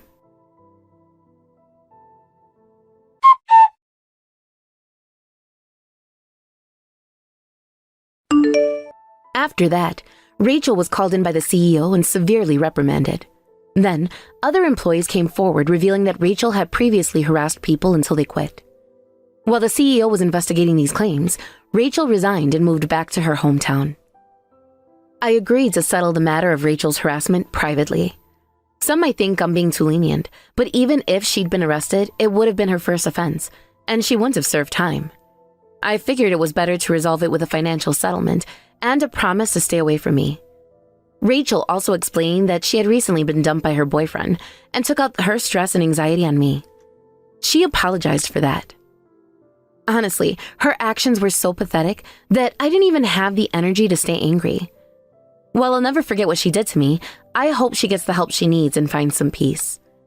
This whole experience was shocking because I really didn't do anything to deserve this treatment. But I'm not going to let it drag me down. I'm choosing to stay positive and live my life with optimism. Tom, I'm sorry. I have to work overtime today. There are leftovers in the fridge, so just cook some rice and eat without me. No worries, I'll be home late too. You're working overtime too? Yeah, it's been really busy lately. This is the third time this week you're coming home late. The project deadline is coming up. Well, that's good timing then, but you've been working late a lot. Another client dinner? What do you mean another? You've had client dinners every other day this month. The company expects it. Well, you always smell like alcohol when you come home late. I just have a few drinks after work, that's not a big deal. A few drinks doesn't leave that strong a smell. Are you monitoring my drinking now? But remember last month's health checkup? The doctor warned you about drinking too much. Maybe you should cut back a bit. I'm not drinking that much, I'm fine. Besides, your cooking is always the same. That's why I prefer eating out. What does my cooking have to do with your drinking? If the food was better at home, maybe I'd eat here more. I try to cook healthy meals. Healthy doesn't have to mean boring. Sure, it's all brown food and stews. You think making stews is enough. The seasoning is old-fashioned too. You should try to learn more. I cook what's good for your health. The doctor said you need to watch your diet. There you go again with the doctor. If you have complaints, why don't you cook yourself? That's why I eat out. Oh, and it's not just the cooking that's old-fashioned. It's your whole look. What brought this on suddenly? I'm just saying what everyone thinks. Who is everyone? People at work. They ask if my wife ever updates her style. You keep saying I'm old-fashioned, but you're the same age as me, so you're just an old man yourself. Stop criticizing just me. No, I take care of my appearance. I wear cologne and keep my hair styled. You always wear your hair in the same ponytail and wear the same suits. Are you okay? Don't the young people at work make fun of you? My colleagues respect my work, not my appearance. That's what people say when they've given up. I keep myself clean. Being unfashionable is the problem. Plus, middle-aged women develop body odor, so you should care more about that and put more effort into your appearance. Remember what you said when I bought new skincare products? You said, an ugly person won't change no matter what they do. All right, that's true. But nowadays, you really should try. You're not young anymore. So which is it? Should I try or is it hopeless? Just put in some effort. You're embarrassing me. I see. Don't get sulky. I'm trying to help you. Well, at least you have your career going for you, but thinking about the future, you should study beauty and fashion. Now that we're done raising our kid, you have more time to enjoy yourself. We may be done raising our son, but we still have the mortgage. That'll be paid off soon. I'll think about myself after we've finished paying it off. That's too late, I think. Why? Just a feeling. Well, that's my advice. Oh, I'll probably be home around the last train. Another late night? Don't start. All right. What? Are you sulking because I called you old-fashioned? Just forget it. That's what makes you unattractive. Since you're an old lady, at least try to be charming. This is why I don't want to come home. Do whatever you want. See? This attitude is exactly the problem. Message me when you're on your way home. Don't wait up.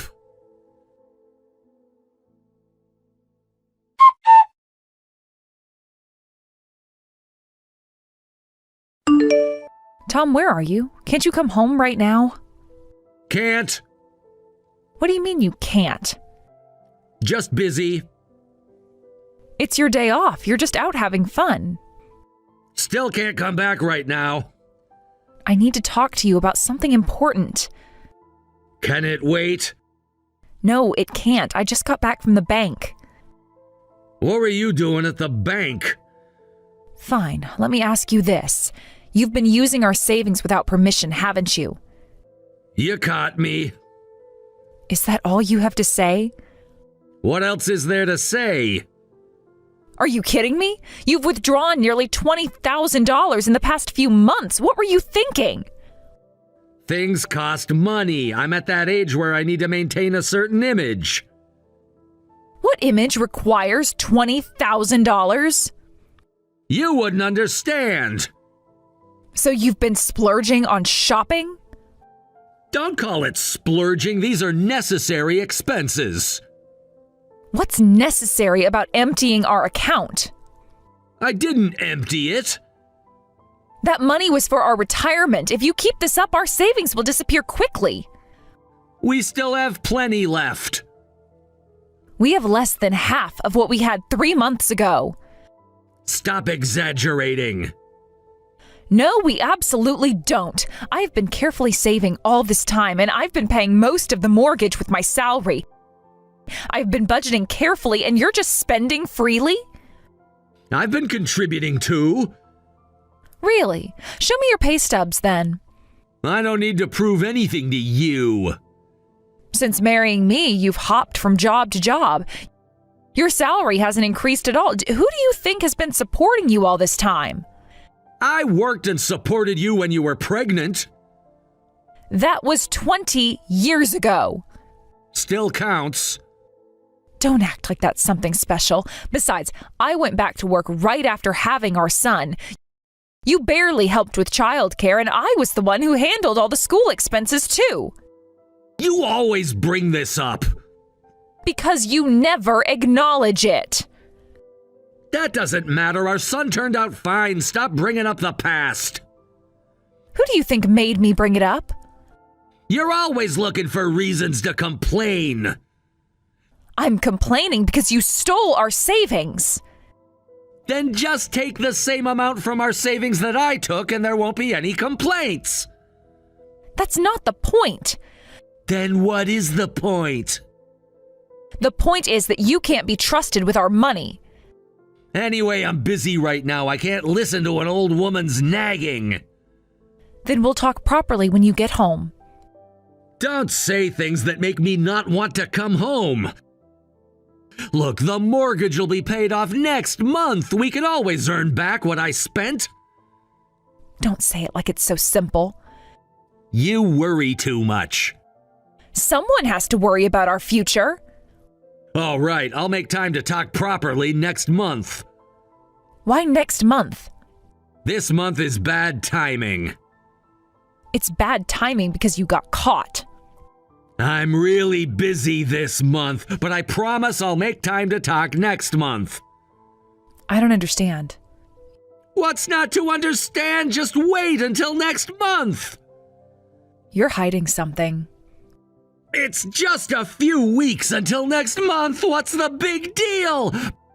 Besides, you're not being rational right now. It's better to talk after some time has passed. This isn't something that will become acceptable with time. You're too emotional now. Of course I'm emotional. You took our savings. Anyway, no discussion until next month. Otherwise, I won't talk at all. Fine, but we are definitely talking next month. Don't try to run away. Whatever you say. I mean it, Tom. I heard you the first time.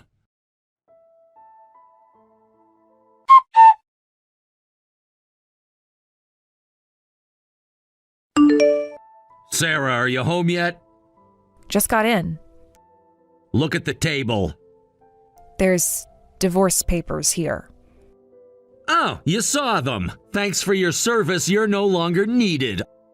Our son is grown up and we just paid off the mortgage. I'm done. So that's why you wanted a month to talk? That's right. I don't have time to waste on an old lady anymore. I want to live freely now. I want to get divorced quickly and enjoy my next chapter in life. Just sign the papers and submit them. You planned this all along. Smart of you to figure it out. Is that why you've been spending our savings? What does it matter now? Fine. Thank you. I'll submit them right away. I'll throw out the luggage, too. What? Throw out the luggage? Why? Did I stutter? What are you talking about? Oh, I mean, I'll throw out your luggage. After all, this house is in my name. What? You're the one who should leave. Check the property records. This is my house. Don't you remember? When we bought this house, you had just quit your job. The mortgage was only approved because I was working. The house is in my name.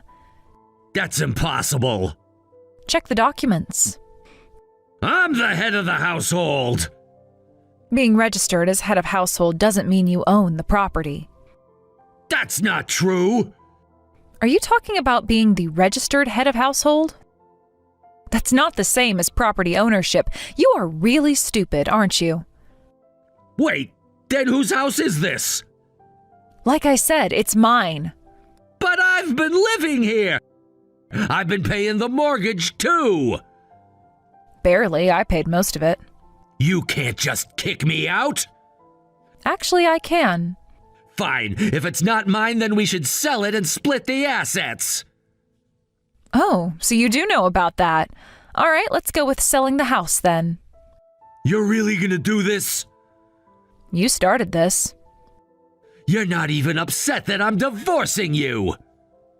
Should I be? Most wives would cry. What? Did you want me to be upset? No, it's better if you don't have any attachments. I'm tired of hearing your constant nagging anyway. Is that what you think I am? Just a nagging wife? What else? Actually, I've been wanting to divorce you too. I knew about your affair with your subordinate. What are you talking about? The young woman from accounting? You're making things up. Don't play dumb. I investigated because you were acting strange. The money you took from our savings, you spent it on her, didn't you? I have evidence of your infidelity, and I am going to sue both you and your affair partner. You had me investigated? Did you think I wouldn't notice? Wait, you're gonna sue my subordinate too? Of course, she got involved with a married man. Please don't. I don't want to cause her trouble. Now you're concerned about someone? She's innocent in this. So you're that serious about her? Of course! I love her incomparably more than you! I'm planning to report this to your company, too. You can't do that! Watch me. This is private. There's no need to involve the company. You went to hotels during work hours, didn't you? While reporting an affair alone to the company might get me in trouble, reporting workplace misconduct is different. That's not fair. Neither was stealing our savings. Wait, please reconsider. She's still young and I can't afford to get in trouble either. I finally found a company where I can work long term.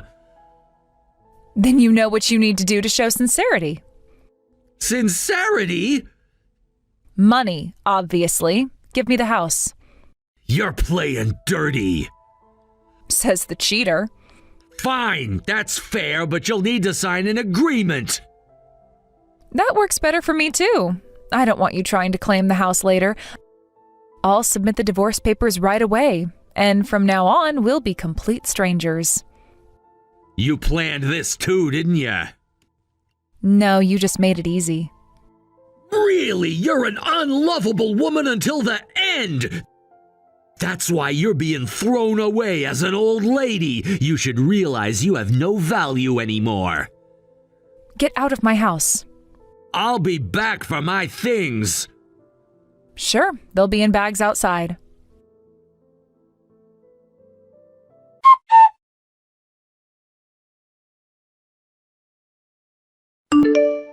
Sarah, can we meet?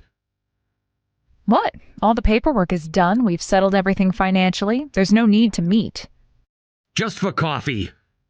No. I want to talk. We're divorced and I don't want to talk to you. Things are different now. Nothing is different. Please, just give me a little time. Then say it now. I'm not meeting you. It's better to talk in person. Text or nothing. Actually, I want to try again. What are you saying? That's obviously impossible. Things are clearer now. Clearer how? I finally realized how important you were. Let me guess. Did your subordinate dump you? It's not about her. So she did dump you. No, I just realized young women are too simple-minded to keep up with. That's not what you said 2 weeks ago. I was wrong then.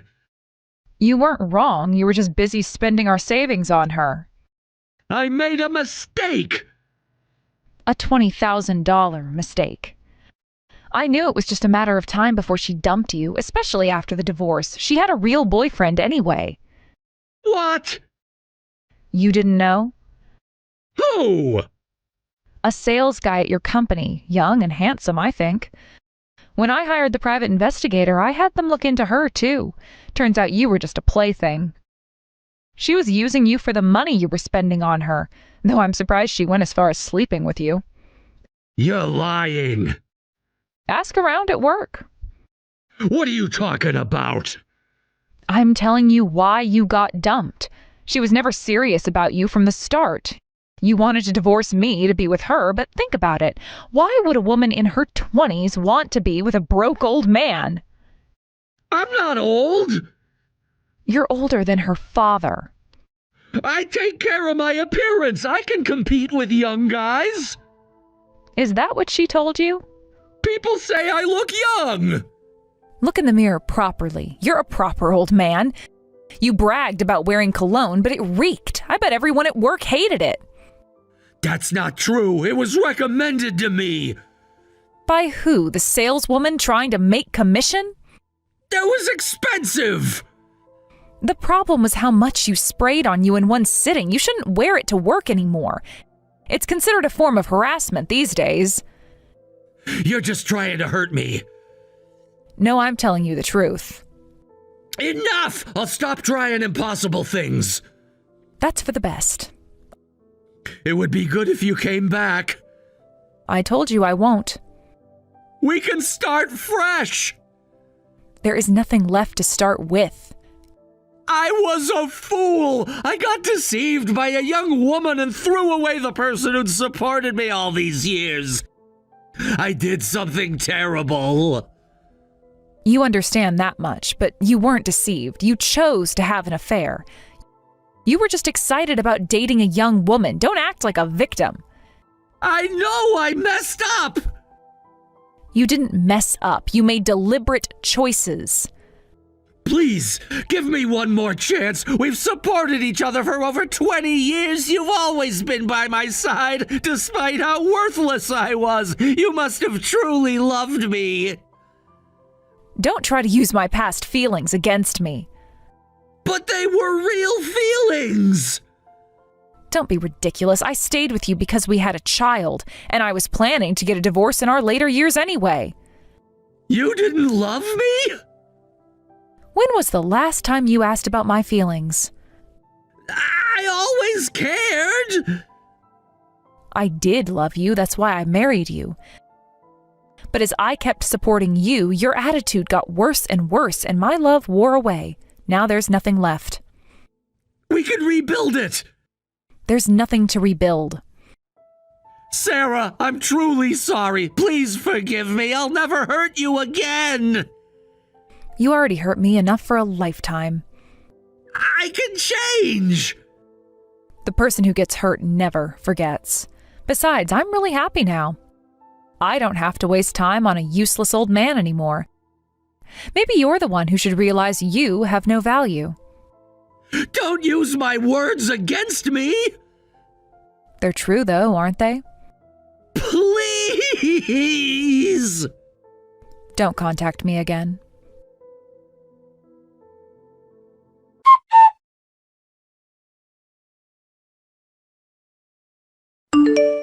My ex-husband, unable to reconcile with me, apparently had nothing left to lose and ended up causing a scene at work, yelling at his former affair partner and her boyfriend.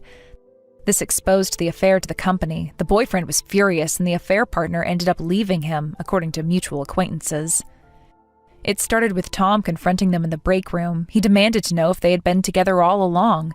Their colleagues watched as he lost control, shouting about how she had used him. Security had to be called to escort him out. The affair partner quit her job after her relationship with my ex-husband and her boyfriend became public knowledge. I heard she couldn't face her coworkers after everything came out. She tried to blame Tom for misleading her, but everyone knew the truth by then. My husband still works there, but I hear he's treated coldly and nobody wants to associate with him. He sits alone at lunch now. His colleagues avoid being assigned to his projects. Even his superiors keep communication to a minimum. He made his own bed and now he has to lie in it. Our son approved of the divorce and is quite disgusted by his father's affair. He often visits to check on me, worried that I might be depressed after the divorce. Last week, he brought groceries and cooked dinner for me. He said he never realized how much I had been carrying the family until now. He told me that his father tried to contact him, asking him to convince me to reconcile. Our son refused, saying he couldn't respect someone who would treat his mother that way. It hurt to hear that their relationship had been damaged, but I was proud of our son's integrity. While it's sad that our marital love turned to hatred, I'm grateful that we had such a kind son. For better or worse, that wouldn't have happened without my ex-husband. That's the one thing I'm still thankful for. Of course, I have many complaints about childcare and household finances, but without meeting my ex-husband, our son wouldn't exist. I can think this way honestly now because I am finally free and won't be hurt anymore. While divorce often has a negative image, I'm going to turn it into something positive. My coworkers have been surprisingly supportive. Several of them have invited me to join their hobby groups. Last week, I even signed up for a cooking class. Not because Tom criticized my cooking, but because I want to learn new things for myself. Although I may not have that many years left, I intend to fully enjoy my new life from now on. I've already redecorated the house. All traces of Tom are gone. The divorce taught me something important. It's never too late to start over. I'm not just Tom's ex-wife or even just our son's mother. I am my own person, and I have plenty of life left to live on my terms. Long time no see, Helen. It's been a year and a half. What do you want, David? If you're here to ask me to lower the child support you owe, I won't budge a penny. I've never missed a payment, have I? Even when you left without warning? Just get to the point. I'm busy. No, that's not why I contacted you. Then what do you want from your ex-wife? It's about Lucy. Something's bothering me. What about Lucy? I actually ran into her today. What? Where? Lucy had her career day field trip today, didn't she? Oh, was that today? Was that today? You didn't even know? I happened to be at the company where Lucy was doing her career shadowing. We ran into each other there. What a coincidence. You didn't even sign her permission slip, did you? Her teacher had to sign it. I was working late. She's old enough to handle these things. She's 11, Helen. These are parent responsibilities. Don't lecture me about responsibilities. You're not her guardian anymore. I was surprised too. Wasn't expecting to see my daughter there. Since it was a school event, I was just going to say hello and leave. As you should. I never agreed to any visitation. You never even responded to my visitation requests. I sent them every month. Because they were unnecessary. She's fine with me. But Lucy seemed off, and it worried me. She clung to me and cried, saying she wanted to live with Dad. Is something happening at home? Nothing at all. She just got emotional seeing her father after so long. She was wearing the same uniform from last year. It's too small now. Stop nitpicking. Clothes are expensive. But she said she doesn't want to live with Mom anymore. It's just her preteen attitude. Lately, Lucy's been nothing but rebellious. She can't even do basic housework. She's just a waste of money. What kind of housework are you making her do? Just normal things. Cooking, cleaning, laundry. She's still a child. You can't expect perfect housework. You should be grateful she helps at all. We're a single-parent household. The kid needs to help with chores for us to survive. Is that why her hands were covered in burns from cooking? She's clumsy. That's her own fault. That didn't seem like rebellion to me. She looked traumatized. Are you mistreating her? So you think I'm abusing my child? She flinched when a student raised their hand. That's not normal behavior. You're reading too much into things.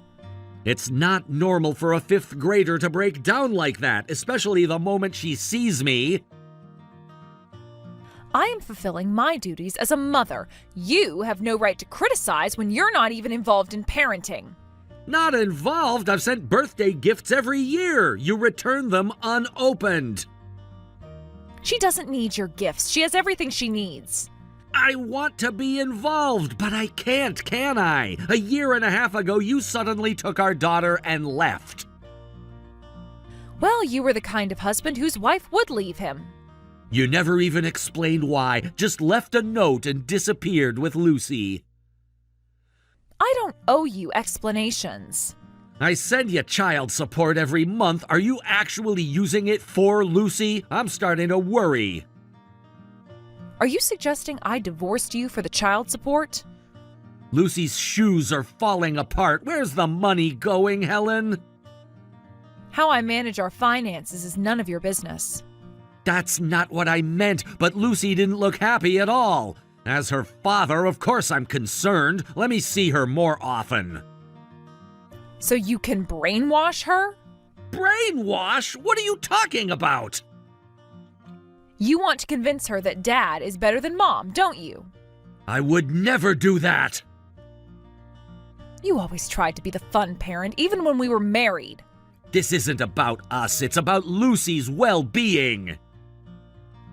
I am working hard to raise her too. Sometimes I have to scold her, but you get to be the fun parent because you're not around all the time. Must be nice. Define scolding, because Lucy mentioned going without dinner when she makes mistakes. She needs to learn consequences. Sure, kids might find their parents annoying when they get scolded, but Lucy today wasn't acting like a kid annoyed by parental lectures. She looked like she was desperate to escape something. There was real pain in her eyes. You saw her for what, 5 minutes? Now you're an expert? I know my daughter. Something's very wrong. Stop acting like you know everything. Parents suffer too. Stay out of this. You're an outsider now. I'm gonna keep investigating this, Helen. Count on it. Do what you want, but remember, I have full custody. For now.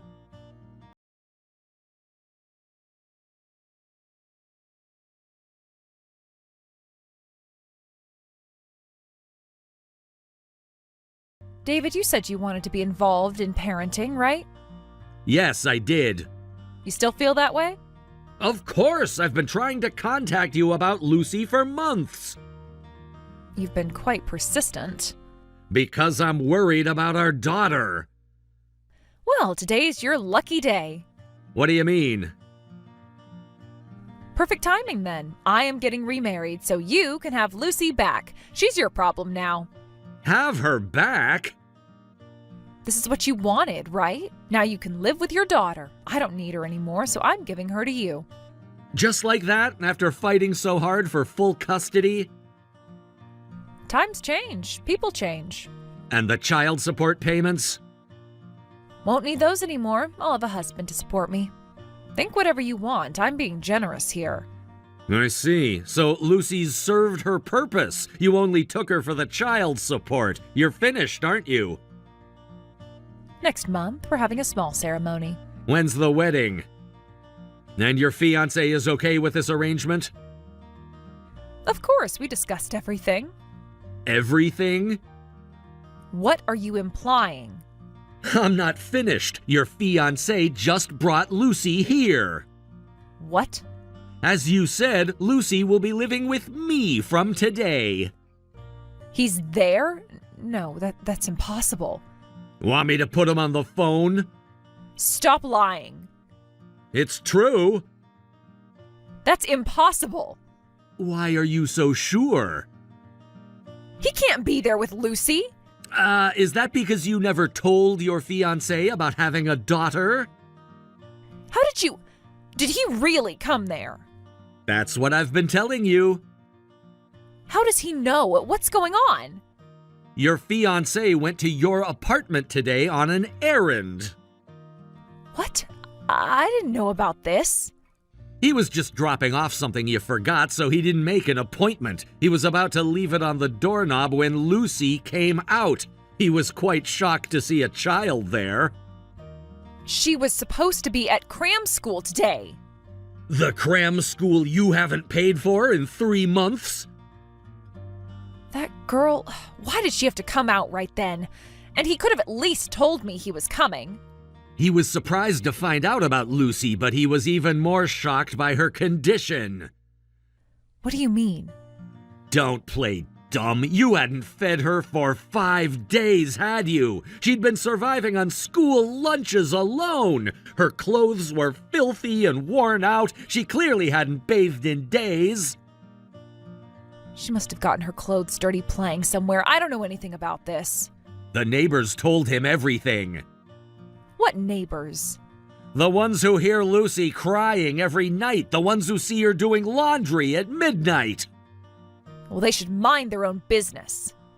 Stop making excuses. You've been treating Lucy like garbage, haven't you? She told us everything. Your fiancé was so concerned about her condition that he brought her here. Without telling me? How dare he do something so presumptuous? He's already called child services. He what?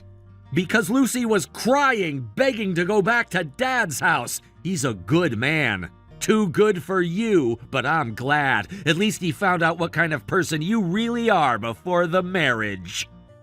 Where is he? He left already. He seemed completely disillusioned with you. I wonder if you'll still be getting married after this. This isn't how things were supposed to go. No, this is exactly how things should go. Lucy is safe now.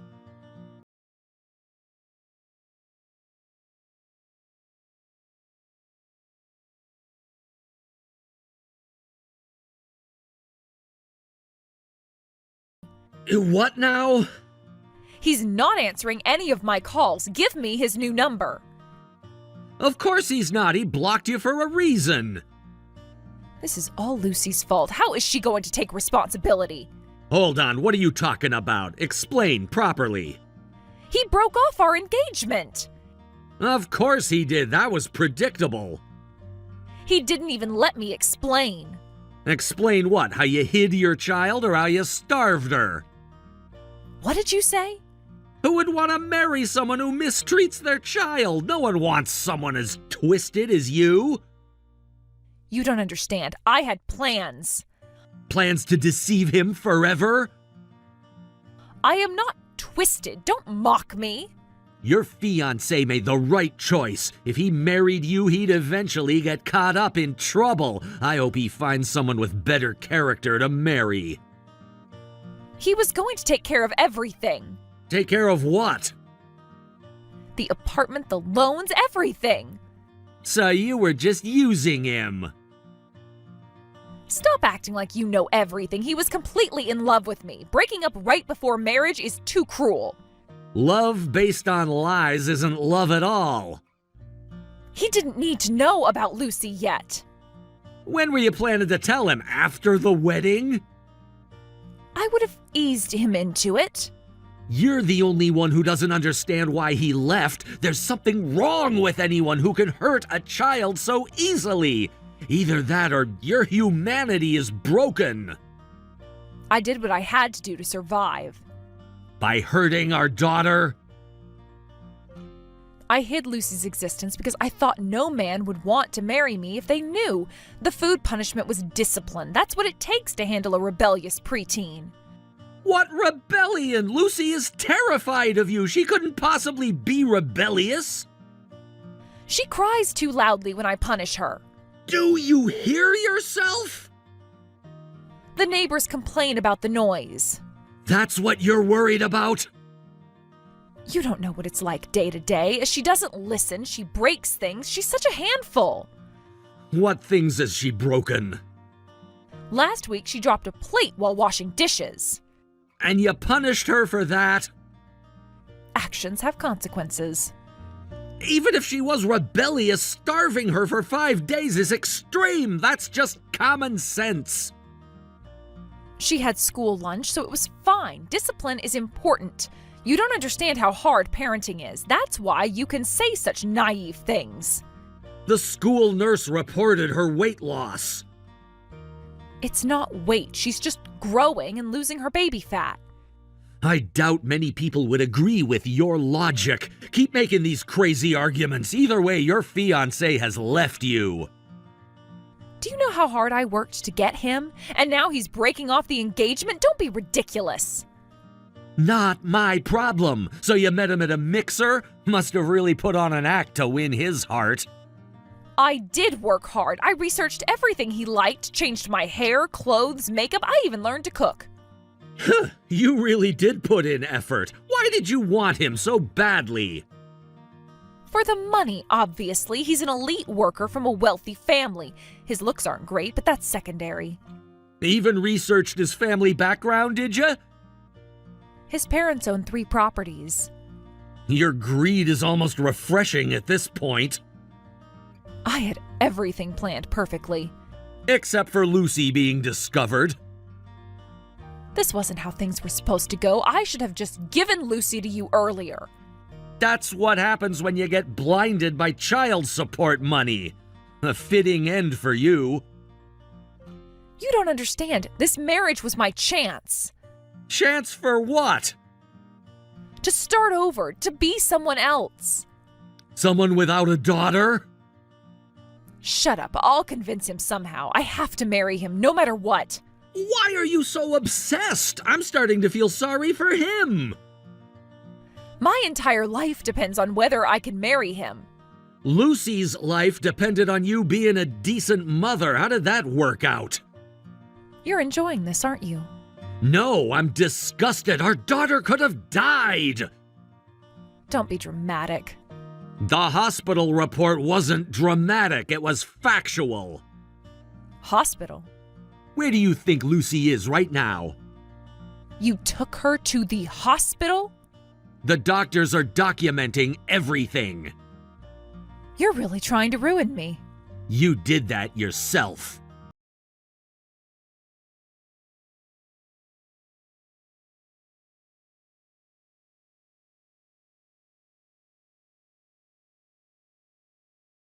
I can't contact him at all now. Oh, so he managed to escape from you? I went to his workplace. Security escorted me out. You're just making it worse for yourself. Why? You must have told him something. This doesn't make sense otherwise. What exactly did you expect him to do after finding a starving child in your apartment? I sent him emails explaining everything. Explaining what? Your lies? No, it makes perfect sense. You poisoned him against me. No, it makes perfect sense. Learning your true nature would cool even the hottest love. By the way, Lucy told me about your debt. Why is that child talking about unnecessary things? The debt collectors who keep calling, they're getting aggressive, aren't they? That's private. She said she saw collection notices at home, said there were lots of zeros. Seems like you have quite a bit of debt. Is that why you were targeting your fiancé? So what if I do? The notices are from 6 different credit card companies. Have you been going through my mail? Lucy kept all the notices. She thought they were important. That little snitch. You didn't tell your fiancé about the debt either, did you? What does that matter?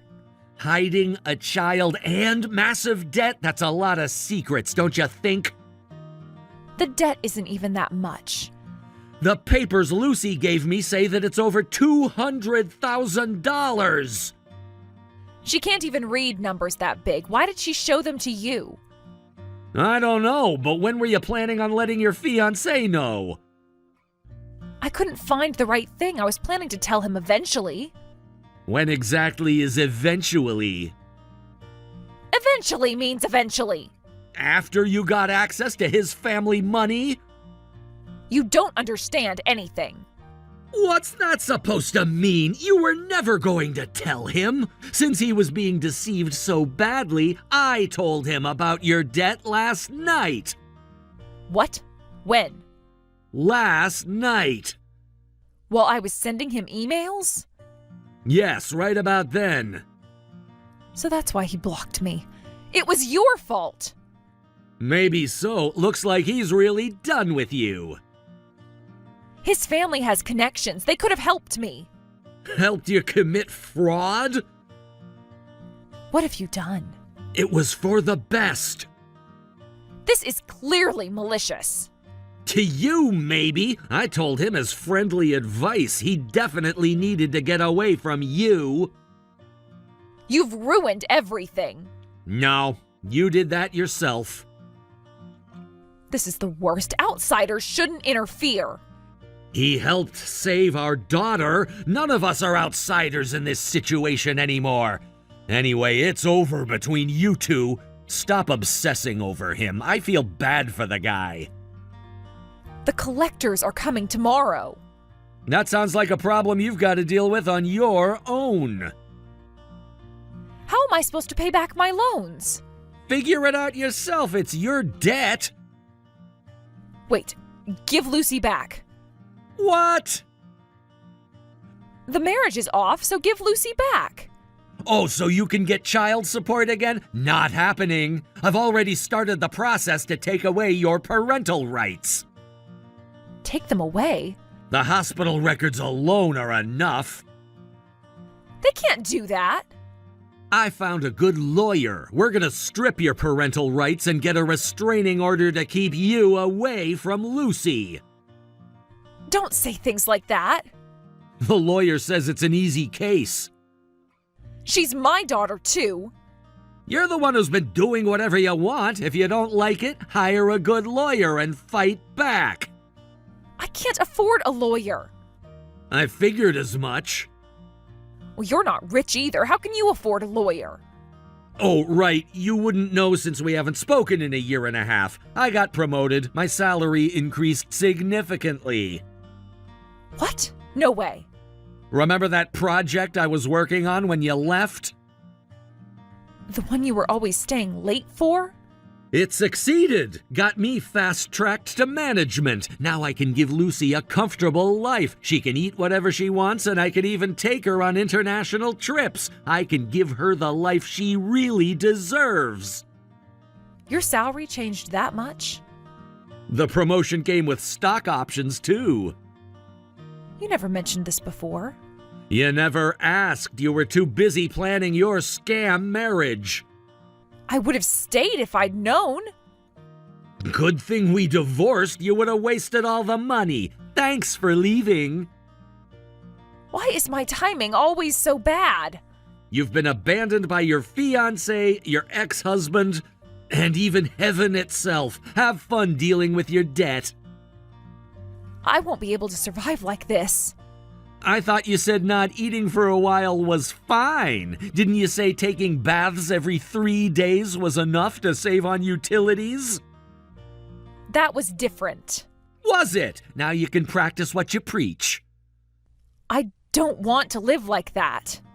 Then work hard. Work until you're drenched in sweat. If you do that, maybe you can live luxuriously again. You're enjoying this, aren't you? Don't take pleasure in others' misfortune. I will never forgive you for what you did to our daughter. You deserve to be punished, and I hope you suffer. Experience the same pain you put our daughter through.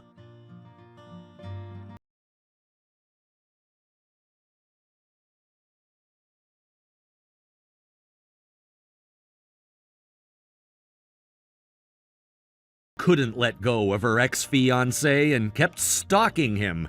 Eventually, he got a restraining order against her. I heard through the grapevine that she later declared bankruptcy.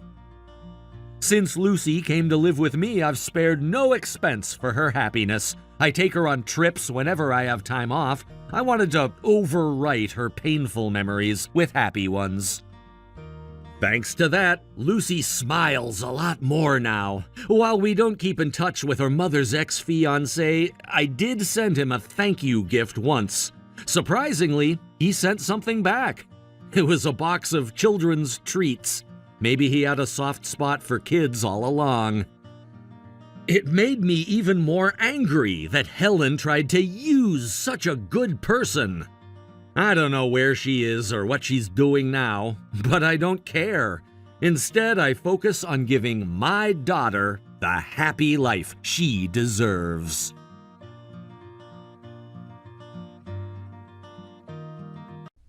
Martin, can you please explain what happened this morning properly? It's lunchtime now, isn't it? Huh? Just like I said this morning. You know Rachel, right? My friend from back home? We've known each other since we were kids. Yeah, I know her. We hung out a couple of times after you got married. We exchanged contact info too, remember? Oh, you exchanged contact info. Yeah, we texted the last time we hung out, but we haven't spoken in years. We've kind of lost touch after that. Okay, so can you just leave her alone for now? I'll take care of the communication with her. It's not about Rachel, okay? I'm asking about the kid you brought over this morning. What do you mean by looking after them for a while? What's going on with that? I'm telling you, Rachel's dealing with some stuff and can't look after her kid anymore. What kind of stuff? Are you sure you're not saying anything you shouldn't? Please, don't contact Rachel directly, okay? I'm not that close to her. I won't overstep, don't worry. So what's actually happening? Well, Rachel and her husband might be getting a divorce. What? Seriously? I don't know all the details, but it seems like her husband cheated on her. Things have been getting worse between them. They've been having a lot of serious discussions, and Rachel's emotionally drained. So she asked me if I could take care of her kid for a while, at least until things settle down a bit. Yeah, I can imagine how overwhelming that must be for her. Having to figure out everything on her own while also dealing with all of this emotional stress. Exactly, and her kid, he's only about 3 years old. You know how kids that age can be, they're sensitive to changes, and she's really struggling with everything right now, so I was hoping you could help and look after him for about a week, just while she gets a bit of time to sort things out. But you're asking me to look after a kid? Do you know how complicated that is? I am working from home right now, remember? My job still expects me to keep up with my work and attend all of my meetings. I have all of the same responsibilities as when I was going into the office. I understand, but can you find a way to make it work just for a little while? It's only a week. A week? You're asking a lot, you know. The company's been pushing more and more for us to go into the office recently. I really can't be sure when they'll tell me to come in. When that happens, I'll deal with it. I promise. I'll take care of things. I'm not asking you to take on everything. Just please help out for a bit. You're asking a lot from me. You know that, right? You've been coming home late and working extra hours, too.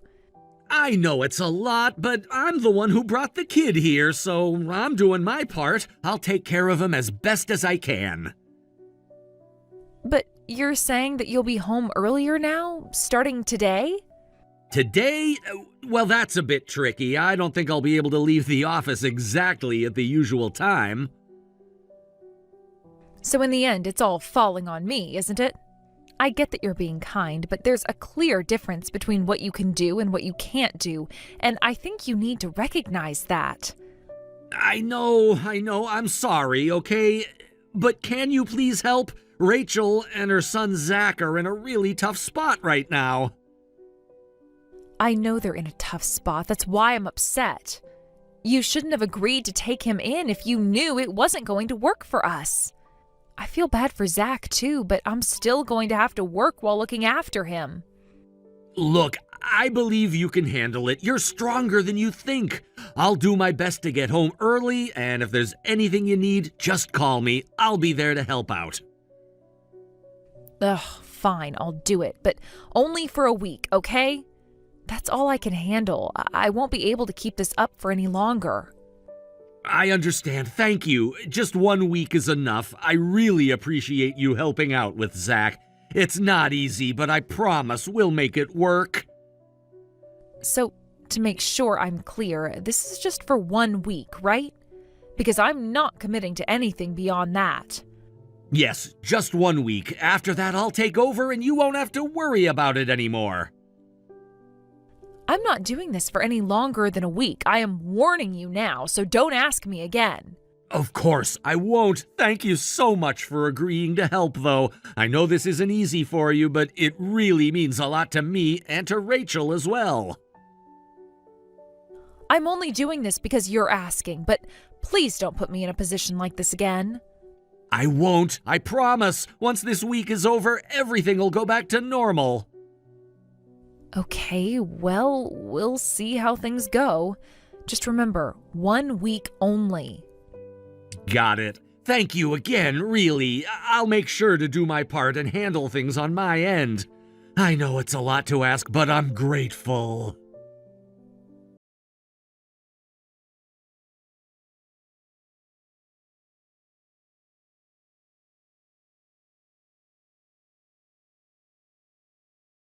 Deborah, I'm sorry. I've got a business trip starting tomorrow. What? A business trip? You told me you'd take a day off tomorrow, right? I have an important meeting and I'll be out of the house. I know, but is there any way we can make it work? No, there isn't. I absolutely have to go to the office tomorrow. They need me there and I can't get out of it. Well, what about your sister? Could she watch Zach for a few hours? My sister's raising twins right now, remember? I can't just ask her to take on another kid. It wouldn't be fair to her, and she is really busy every single day with the twins.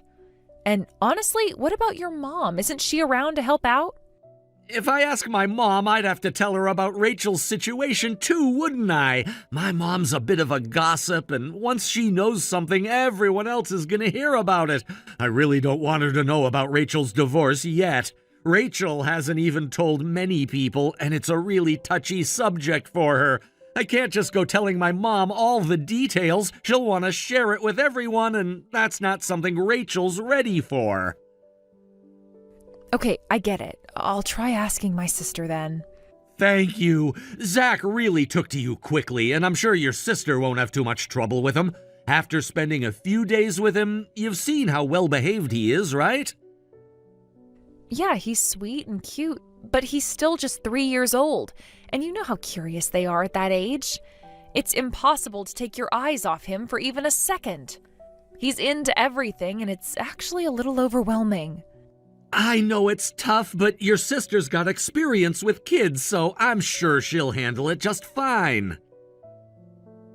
Don't make it sound so easy.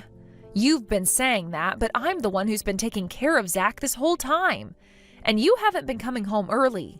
I know, I'm really sorry about that. Work has been insane lately, and I didn't realize how much it was affecting you. Well, I'm working too, and now I'm dealing with Zach on top of everything else. When is your business trip going to end? It'll be over by Sunday at the latest. Wait, so you'll be gone the entire time I'm supposed to be looking after Zach? You won't be around at all? Are you serious? I know it's not ideal. I'm really sorry about this, but I'll make it up to you, I promise. Make it up to me? You've been borrowing money from me for the past 3 months, and you've been slacking off when it comes to sharing responsibilities. You can't keep relying on me like this. You've been taking advantage of me, and it is starting to wear thin. I mean, we're married, right? Isn't it okay for us to lean on each other sometimes? Especially when things are tough at work? I'm supporting you, aren't I? But lately it's been getting worse. You've been using the credit card too much, and then you don't even seem to care about the consequences.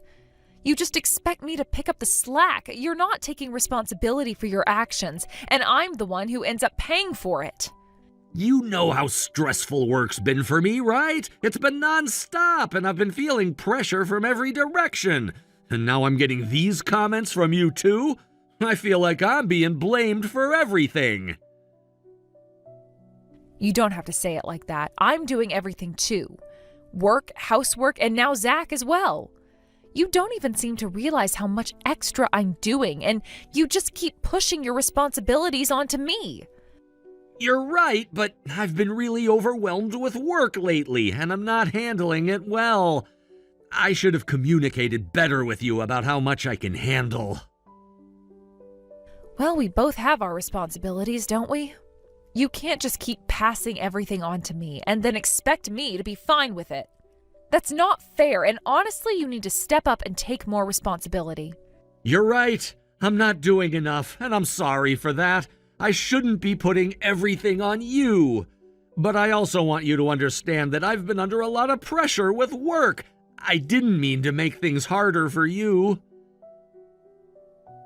I get that work is stressful, but we need to balance things better. You can't just keep expecting me to do everything. You're not the only one who's struggling. I'm doing my best too. I know, and I appreciate everything you're doing. Honestly, I do.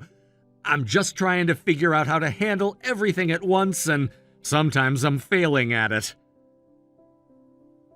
Well, it's not just about you anymore. We have responsibilities to each other and to Zach. I'm not going to be able to do this all on my own. I get it. I do. I know I need to step up more, but what do you want me to do about the business trip? I can't just cancel it at the last minute. You can't cancel it, but you can think about how to balance things better. Maybe I can ask your sister to help out, but I need to know that you're going to do your part when you're back. I will. I promise I'll make it up to you when I get back. I am holding you to that. This can't be a one-time thing, though. We need to be more balanced, or it's going to keep causing problems. I understand. And when I get back, we can talk more about how to handle everything going forward. I'll do better, I promise. All right, but just remember, this can't keep happening. We're partners in this, and we need to support each other. You're right. I've been taking too much for granted. I'll do better. And I'll make it up to you, Deborah. I swear. I hope so.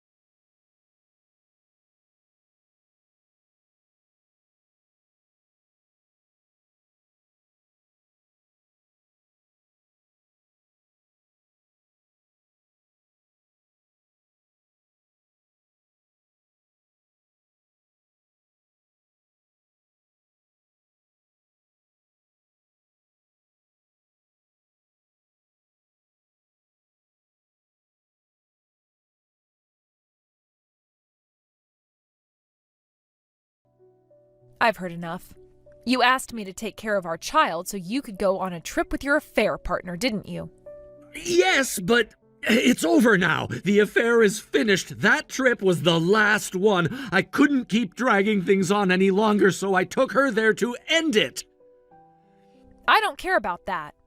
I care about you more than anyone else. That's why I ended things with her. I'm really sorry for the pain I caused you, but I want to be with you from now on. Please come back.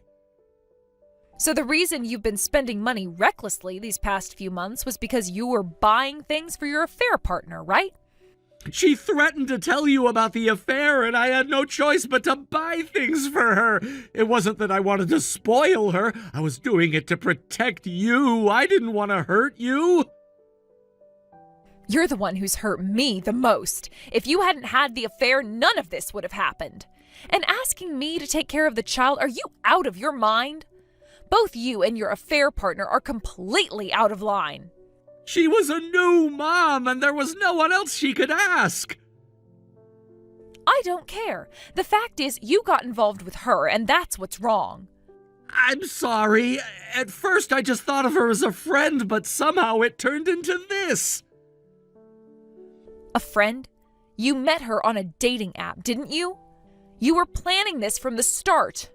I just wanted to try something out, see what it was like. I didn't think it would turn into anything serious. But in the end, you did meet up and did everything. And using Rachel's name? You actually did that to a person who had lost their child? How could you do such a thing? I thought it would never get out. Even so, it's still the lowest of the low. Having the affair, leaving Zach with me, using Rachel's name, everything you've done is despicable. I can never live with someone like you again. I won't do it again. I swear I'll never betray you. I don't ever want to go through that again, so I'm leaving. You even said it was my fault, remember? You said I was pushing you, that I wasn't considering your feelings, that I wasn't understanding your pain. I'm sorry. I was in a rush back then. You're still only thinking about yourself. You were just doing whatever the affair partner wanted because you didn't want the affair to be exposed. You weren't protecting me, you were protecting yourself. Deborah, I'm really sorry. If you'll forgive me, I'll do anything. Please don't divorce me. Rachel found out and other people back home are criticizing me. If my mom finds out about this, she'll never forgive me. See, you're still only thinking about yourself. I was on the verge of breaking down until I found out the truth about the affair. I kept wanting to believe in you, but then when Rachel and I were in the airport waiting, you came walking by holding hands with your affair partner. In an instant, all the trust I had in you was gone. I'll never forgive you. I realized that I don't need you in my life. I need you in my life. Because we both work? Is it because you need me to cover for you, even supporting your affair? No, it's not like that. Even someone like me, I thought I could become better with you by my side. You're just dumping everything on me. I used to think your smile and kindness were your best traits. But after we got married, it's been clear to me that you just push everything onto others and do whatever you want without feeling any stress. You didn't need to say it like that. But you're the one making me say it. If I'm the most important thing to you, does that mean it's okay to have an affair? Even if that's the case, it's still messed up, isn't it? I'm the one who's been suffering the most. You had an affair and made me take care of the affair partner's child. Do you realize how humiliating that was for me? I was wrong. It's all my fault. I'm really sorry. Yes, you're wrong. So please divorce me. If you're truly sorry, then at least consider my feelings. But Deborah, please, don't you understand? This isn't just about the affair anymore. It's about everything. It's about how I've been trying to fix things. I know I've made mistakes, a lot of them, but please just listen to me. I want to fix this. You're right. It's not just about the affair. It's about everything that happened, all the lies, all the deception. I don't know if I can ever trust you again. And I don't know if I can live like this. Always wondering if you're still lying, if you're still hiding things from me? I swear I'll do whatever it takes to regain your trust. I'll prove to you that I can be the man you need me to be. Just don't leave me. You say you'll do whatever it takes, but it doesn't feel like enough. You have broken me. You've broken everything. I can't just keep pretending everything's fine. I didn't mean to break you. I never wanted to hurt you like this. If I could take everything back, I would, but I can't. All I can do now is ask for your forgiveness. It's not that simple. Forgiveness isn't something you can just ask for and expect to receive. It is earned, and I don't know if you'll ever earn it back.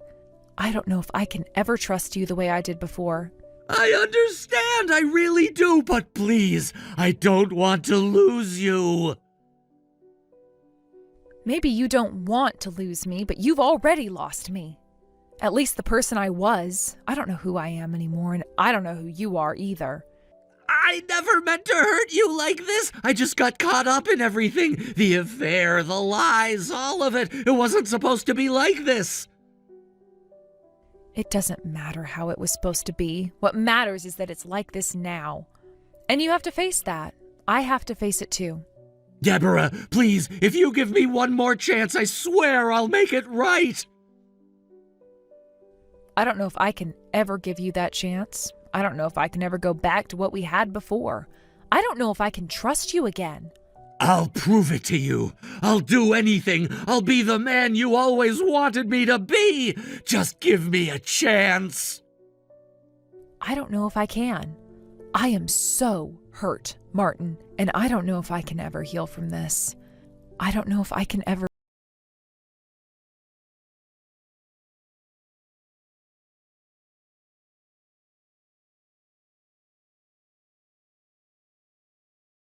After that, my husband kept shouting that he didn't want a divorce until the very end, but there was no way the affair partner's claims would be accepted.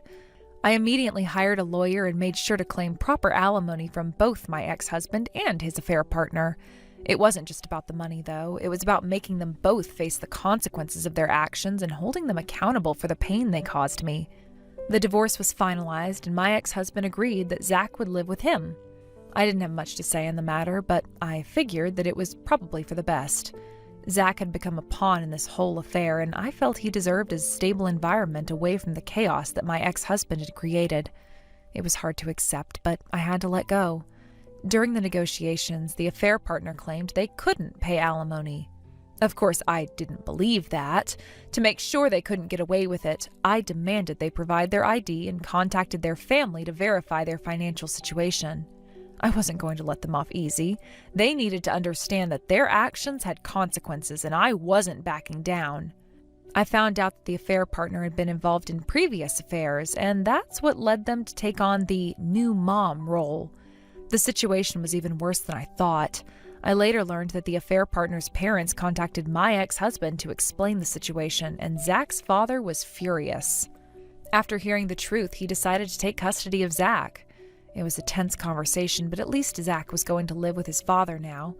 It was a bittersweet relief, knowing that Zach was far away from the destructive environment created by my ex-husband and his affair. Despite the affair partner's actions, I knew Zach deserved to grow up in a stable, loving environment, and living with his father might be the best chance for that.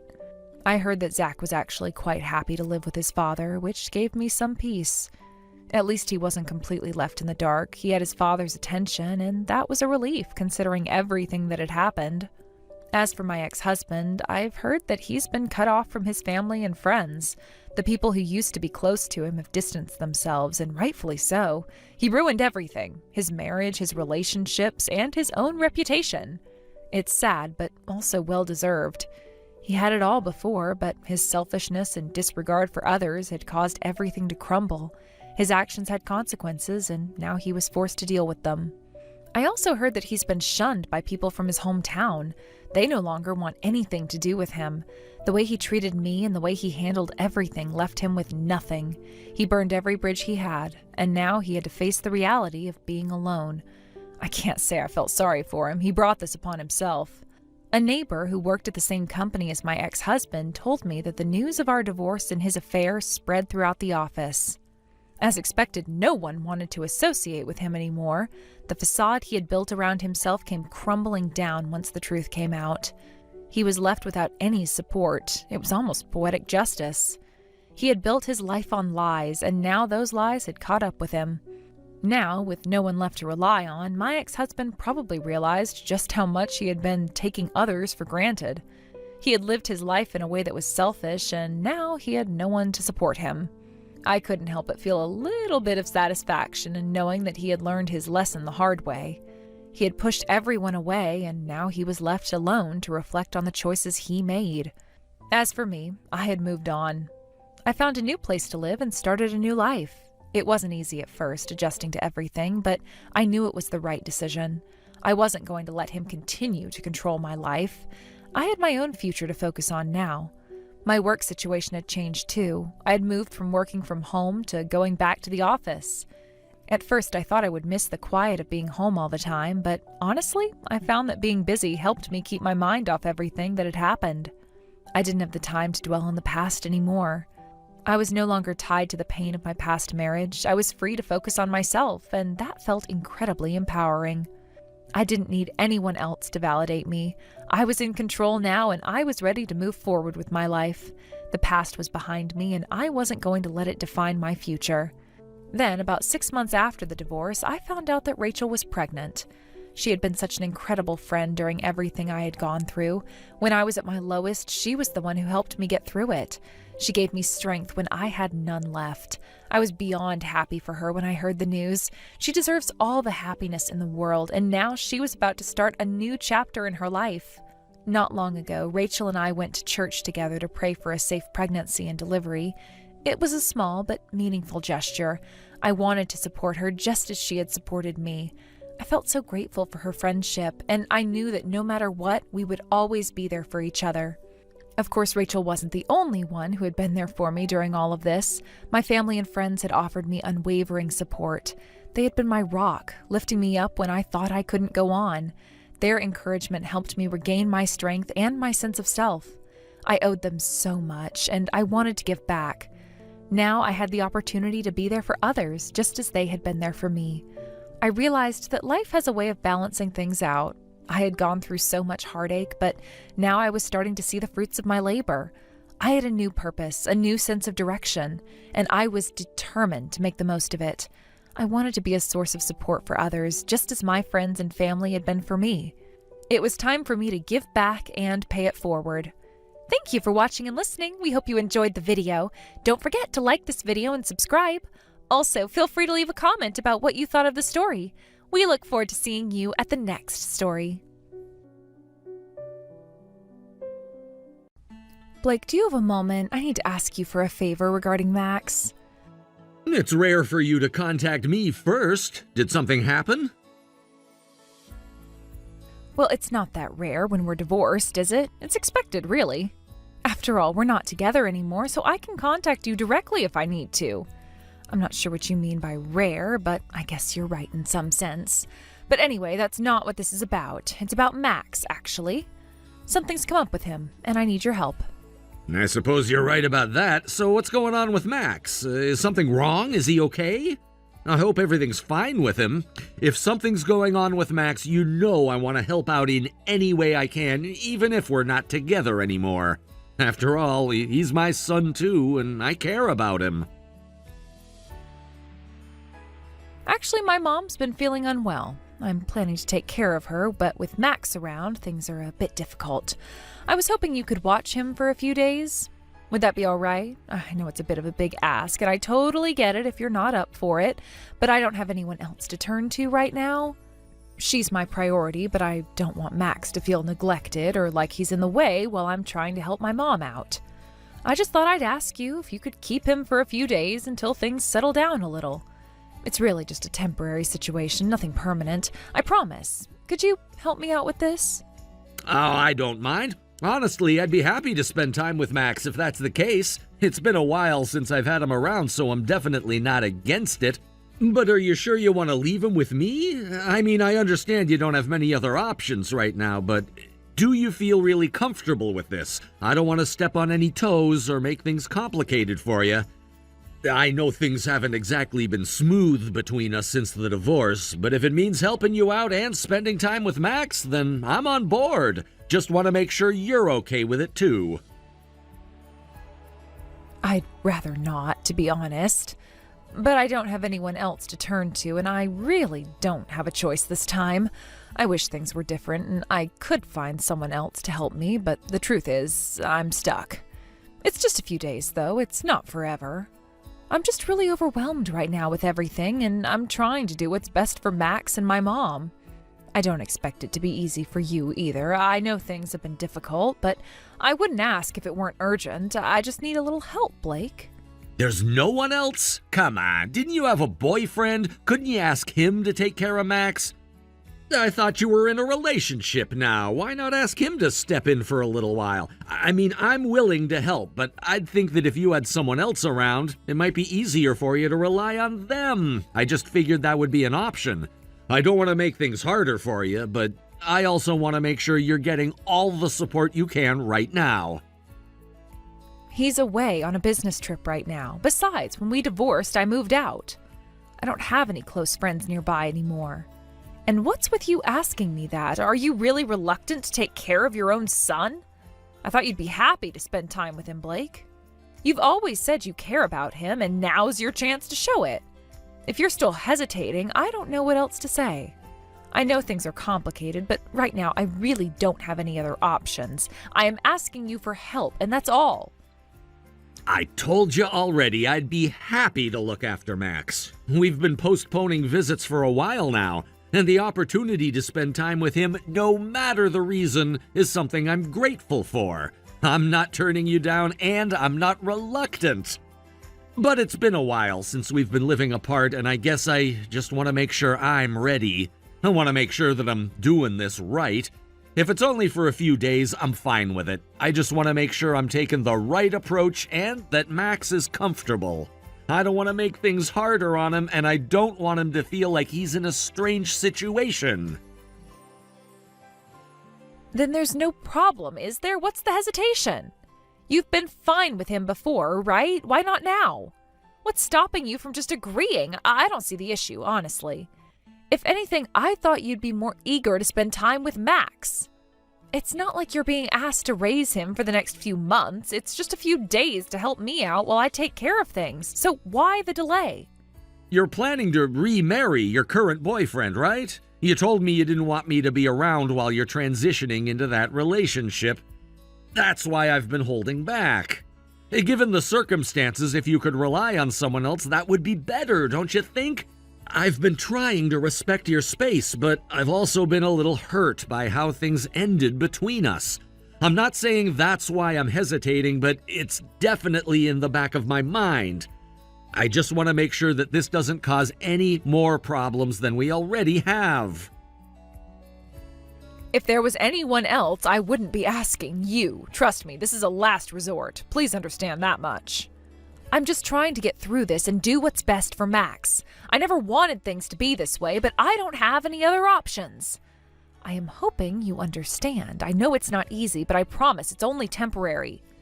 I get it, but are you really okay with this? I said I'm fine with it, didn't I? Just don't say anything weird to Max while he's with you, all right?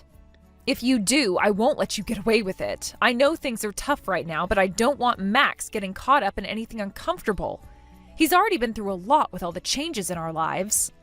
You have custody of him, so I don't need to think about it anymore, do I? Well, that's good to hear. I'll bring him over tomorrow morning then. It's the weekend, so you're off work, right? Yeah, I'm off, so any time is fine. Just let me know what time, and I'll be ready. Also, is there anything I should know about taking care of Max? We've been living separately for about 2 years now, so it'd help if you could give me some pointers. I don't want to do anything that might throw him off or make things harder on him. Lately, he's been really picky with his food. Sometimes he refuses to eat and ends up throwing up, which has caused him to lose some weight. What? Is he okay? Max is still in preschool, right? He's still growing.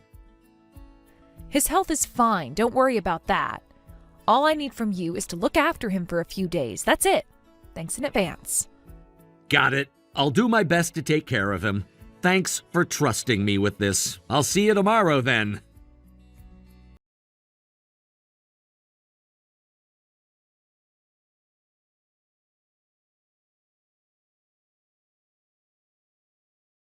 Sandra, sorry about this. I need to ask you something if that's okay. It's about Max. What's going on? Did something happen? Well, we had dinner just a little while ago and he ate, but then he immediately threw up. I'm really worried. Do you think this is okay? Is this something I should be concerned about? Didn't I tell you before you dropped him off? It happens often, you know. You really don't need to keep checking in about every little thing. I'm really busy with my own stuff, you know. This is not something to just brush off. How can you say it's normal when this happens to him? Tell me, what are you feeding him? You really don't think there's something wrong? It's not anything special.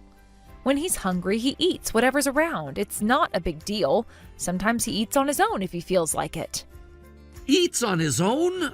Are you being serious? I can see that he's getting thinner, and I think this is probably the reason. How is that even acceptable? How can you say that's okay as a mother? I don't think I deserve to be spoken to like that. You have been absent for so long, and now you're telling me what to do? You don't have the right to tell me how to raise him. You've barely been involved, and now you want to criticize? Raising a kid isn't easy, you know. You wouldn't understand unless you've been in my shoes. I get what you're saying, but this really isn't acceptable. Not only is Max looking thinner, but he's been so quiet since he came here. What kind of life have you been letting him live for him to be like this? What's going on? Max is my child, and you have no right to talk down to me like that. It's not like you've been doing anything to help raise him. You haven't been around for years. I'm doing the best I can, so don't act like you know better. Taking care of a kid is more than just talking. It's a whole lot harder than you think. I can't argue with that. That was an insensitive thing for me to say. I really apologize for that. I didn't mean it like that. I'm sorry. Well, thank you for at least understanding. But now you've got to let me take charge too. I can't just sit back and let things slide like this. I want to help him, and I can't just let him keep suffering. I'm going to take him to the hospital. I'll cover the costs, so don't worry about it. I already told you, don't take matters into your own hands like that.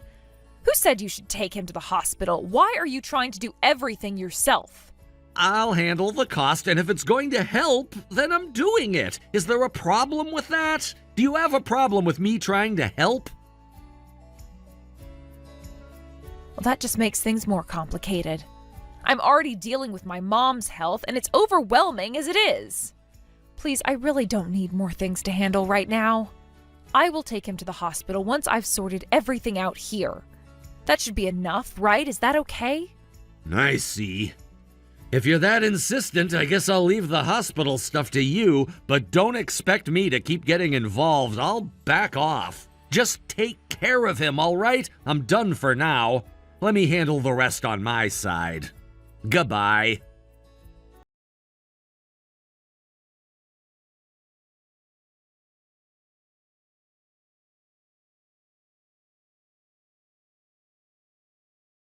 Blake, I just want to thank you for taking care of Max for the past few days. It really helped me out in a big way. My mom's health has gotten better now, so I'm planning to pick Max up today. What are you talking about? Your mom is actually over at the hospital right now visiting Max. You don't need to come over. There's no need for you to be involved right now. Visiting Max? What do you mean? I told you that my mom had been sick. Stop joking with me. And what do you mean, visiting Max? I told you about this the other day, didn't I? I took Max to the hospital, and it turns out that he was almost at the point of malnutrition. He's gonna be discharged today, but right now he's resting and sleeping. Wait, what? I didn't ask you to do that, did I? Why are you going behind my back and doing things like this on your own? You've been doing the same thing, though! No matter how many times I tried to contact you, I couldn't get through. I thought something might be wrong, so I ended up contacting your mom, and she was completely fine. What happened to you looking after Max? So my mom's going to see Max? That was your doing, wasn't it? Seriously, stop doing things like that. You're causing unnecessary trouble here. So what? Are you saying that if everything had been fine, Max wouldn't have ended up malnourished? But look at him now! The person who's really suffering here is Max! It's because Max hasn't been eating properly. Don't act like this is something new. When he was living with me, everything was fine. That's why it's actually your fault, not mine. What kind of father are you? You can't even take care of your own kid. How can you still say that after all this time? Max told me everything, you know. He said you lied to me and went on a trip with your boyfriend. Then after that, you still had the nerve to criticize me? You've got to be kidding me. I've been the one taking care of Max every single day, and I am exhausted from it. So what if I took a little break and went out for a while? Is that such a crime? If you really cared, you'd be stepping in and helping out instead of just criticizing me. Oh, is that so? Fine then. Max will stay with me from now on. I'm not giving him back to you, and there's no need for you to come and pick him up anymore. What? Do you seriously think I'll let you do that? Max is my son. Of course I'm going to pick him up. You have no right to just keep him away from me like this. Anyone who can't take care of their own child should just step aside. I should have done this from the start. Yes, I lost custody because of my lack of experience in parenting, but with the way things are going, I can't trust you with Max anymore. I just can't. You really think you can just do whatever you want because you're his father? Let me remind you, that's illegal. If I report this, you'll be arrested. Do you really want to risk that? Is that really how far you're willing to go? If you pull something like that, it's gonna make things a lot harder for me. Right, exactly. And honestly, I don't care either way. But if you keep this up, you're asking for trouble. Are you ready to face the consequences? Fine, I get it. Max will stay with me then. I'll take him to you when he wakes up. You won't be objecting to that, will ya?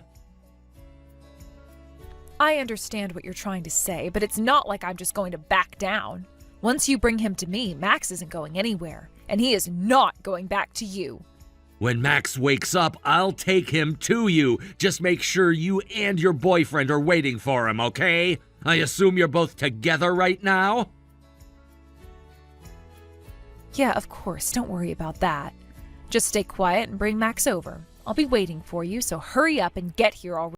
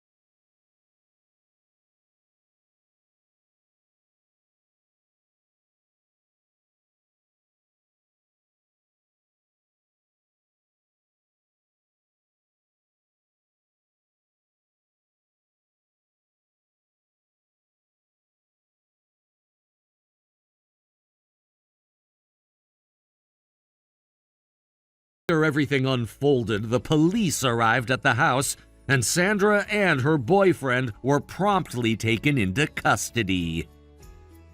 With Max's testimony and the medical examination results from the hospital, along with the horrifying scene the police discovered in Sandra's home, the decision was made to arrest the two of them.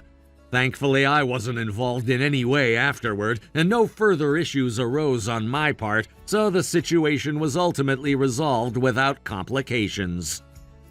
Following this, I decided to take action based on the incident and managed to regain custody of Max from Sandra. The entire experience was emotionally exhausting, but in the end, I was able to get Max back, and that was what mattered most. Now, Max and I are living together, just the two of us. It's been a bit of a rough transition for both of us, especially for Max, who had suffered so much. But over time, things have started to feel more normal. For a long while, Max had not been receiving proper nutrition.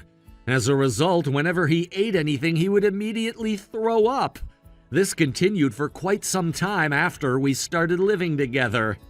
I had hoped that being in a better, safer environment would help, but it took longer than I expected for him to stabilize. However, after a few months of living with me, Max started to calm down and his condition began to improve. He stopped throwing up after meals, and although it wasn't an immediate change, I could see a steady recovery happening day by day. Now, things are starting to return to normal, or at least to the way they were before the divorce. Max is in much better spirits, and I can see his health improving as he adjusts to his new life with me. He's also attending preschool again and is adjusting well. It makes me happy to see him interacting with other kids, playing and learning, things that should have always been part of his childhood, but were delayed because of everything that happened before. The transition back into a routine has been good for him, and I hope it continues to improve his well-being. As Max grows older, I'm sure we'll face many more challenges. Parenting is never easy, especially when you're raising a child alone after everything that's happened. But despite the difficulties that may come our way, I'm determined to make the right choices for Max's future. I want to raise him in a way that he feels loved and supported without having to deal with the kind of pain and neglect he suffered before. It won't be perfect, but I'm going to do my best, and the one thing I can promise him is that I won't regret the choices I make for him. The most important thing is that Max is safe and happy now. That's all that matters to me.